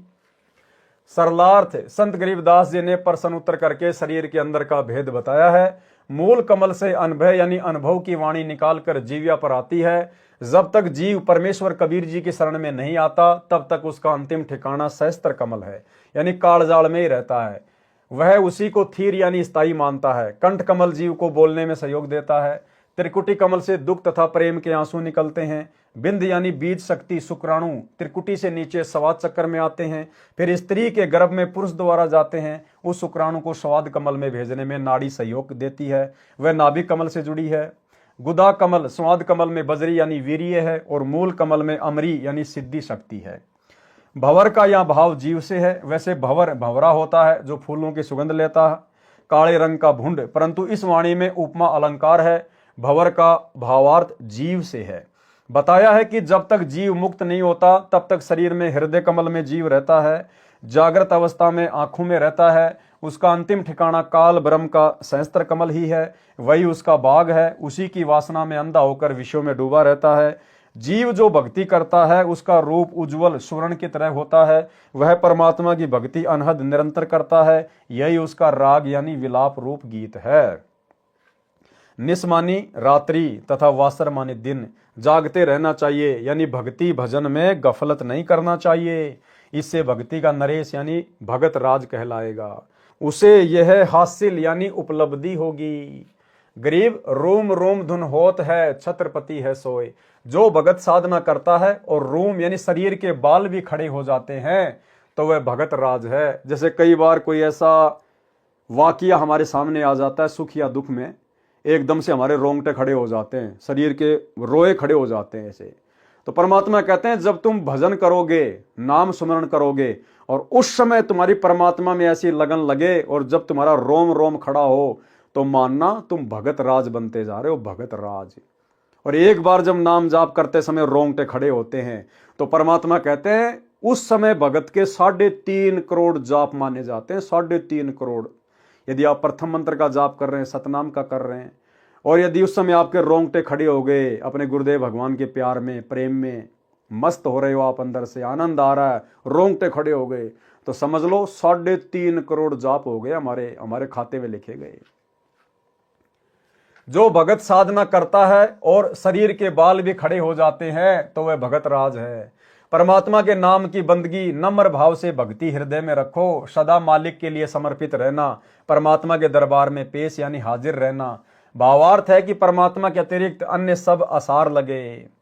संत गरीबदास जी ने कहा कि हे भगत, नाम जाप में ध्यान यानी सुरती ऐसे लगा जैसे सिंहासन पर बैठकर शोभित होते हैं, यानी राजा लोग सिंहासन पर बैठकर अपने को सर्वोपरि तथा निर्भय समझते थे, ऐसे भगत परमात्मा के नाम का जाप ध्यान यानी सुरती रूपी सिंहासन पर बैठकर करें, अर्थात सारी चिंताओं को, सारी टेंशनों को साइड में छोड़कर और परमेश्वर का नाम जाप करना चाहिए। गुरुदेव का आदेश है, वह सर्वश्रेष्ठ भक्ति विधि है। और निर्भय हो जा कि मैं सत्य भक्ति कर रहा हूं, मुझे परमात्मा अवश्य मिलेगा। उस भगत का लेखा जोखा चित्र तथा गुप्त फरिश्ते नहीं करते। उस भगत का जम यानी यमदूतों द्वारा पाप कर्म का दिया जाने वाला दंड भी समाप्त हो जाता है। भगत से कहा है कि ऐसा सुमरण कर जिससे रोम रोम में धुन हो, यानी शरीर के बाल ऐसे खड़े हो जाए जैसे कि खुशी या भय के समय खड़े होते हैं। कहते हैं कि ऐसी दुर्घटना थी कि देखने वाले के रोंगटे, शरीर के बाल खड़े हो जाते थे। अपने भजन पर 8 पहर यानी 24 घंटे अधिकार रख यानी सुमरण में लगा रहे, वह वास्तव में पतिव्रता यानी सच्चा भगत है। तारक मंत्र यानी सत्य साधना के मंत्र, जो चित धरो यानी ध्यान से सुमरण करो। जो सूक्ष्म मंत्र सोहम नाम सार है यानी मोक्ष मंत्रों में विशेष है। अजप्पा जाप, जो श्वास श्वास से जाप किया जाता है, वह अनादि अर्थात सनातन है। उसके जाप से हंस निर्मल भगत यानी पार उतर जाता है, अर्थात मोक्ष प्राप्त करता है। अंजन यानी माया और मंजन मानी साफ करो यानी नेक कमाई करो। कुल करनी यानी परंपरागत साधना जो शास्त्र विरुद्ध है उसे दूर करो, त्याग दो। भावार्थ है कि सांसारिक संपत्ति से मन हटाकर साहिब यानी परमेश्वर के साथ हिल मिलो, यानी भक्ति में लगे रहो। उसकी निराकार शक्ति सब जगह परिपूर्ण यानी भरपूर है। परमेश्वर का मुजरा, यहाँ स्तुति को मुजरा कहा है। परमेश्वर की स्तुति यानी उसका मुजरा हृदय से करो। ये तत् यानी सार है, इसे बार बार करते रहो। इस प्रकार परमात्मा की स्तुति व भक्ति से कुबुद्धि यानी दुर्मति नष्ट हो जाती है। घण नामी घनसार का अर्थ है कि सुप्रसिद्ध भगत हो जाएगा तथा भक्ति का धनी घनसार होकर शतलोक को चला जाएगा। अजब यानी अनोखा, हजारा यानी हजारों पत्तियों वाला, पूप यानी फूल, नेगंदी यानी विशेष महक वाला, गलतान यानी उसकी महक के प्रभाव से साधक गलतान यानी मस्त हो जाता है। उस शतलोक में 5 तत्व से निर्मित कोई वस्तु नहीं है, वह निर्भय पद है, परवान है यानी पूर्ण मोक्ष पद है, जहां भगत जन्म मरण तथा कर्म दंड से मुक्त होकर निर्भय हो जाता है। पूर्ण परमात्मा सभी का धनी यानी मालिक है, उसको सत्य पुरुष कहते हैं। वह अकल यानी निर्बंध है तथा अमान यानी शांत है। उस पूर्ण परमेश्वर कबीर जी का शतलोक का स्थान हमको प्राप्त हुआ है। कौन कह रहे हैं? गरीबदास जी। नेस का अर्थ इस वाणी में अदृश्य शक्ति है। नेस का अर्थ नष्ट करना भी होता है। ये वाणी के बोलने के भाव पर निर्भर करता है। नेस यानी परमात्मा की निराकार शक्ति निरंतर कण कण में समाई है, उसको प्रकट कैसे दिखाएं? संत गरीबदास जी ने कहा है कि यह गलतान पद यानी सुखदायक स्थान है, जहां साधक जाकर मस्त हो जाता है। वह सुख भगत में सामान्य रूप से प्रवेश हो जाता है, उसको सिद्धियां आदि दिखाने की आवश्यकता नहीं पड़ती। स्वामी रामदेवानंद गुरु महाराज जी की असीम कृपा से पतिव्रता के अंग का सरलार्थ पूरा हुआ। ठीक इसी प्रकार पूज्य गुरुदेव भगवान सतगुरु रामपाल जी परमेश्वर जी के शुभ आशीर्वाद से पतिव्रता के अंग का ये वीडियो कंप्लीट हुआ। सत साहिब यानी अविनाशी परमात्मा सतगुरु रामपाल जी भगवान। तो भाइयों और बहनों, आज की वीडियो में केवल इतना ही। कल फिर से गुरुदेव भगवान के आशीर्वाद से एक नई वीडियो के साथ में आप सभी भाई बहनों के साथ में आपकी सेवा में हाजिर होंगे। तब तक गुरुदेव भगवान हम सबको आज्ञा दें, इजाजत दें, आशीर्वाद दें। बंदी छोड़ सतगुरु रामपाल जी भगवान की जय हो।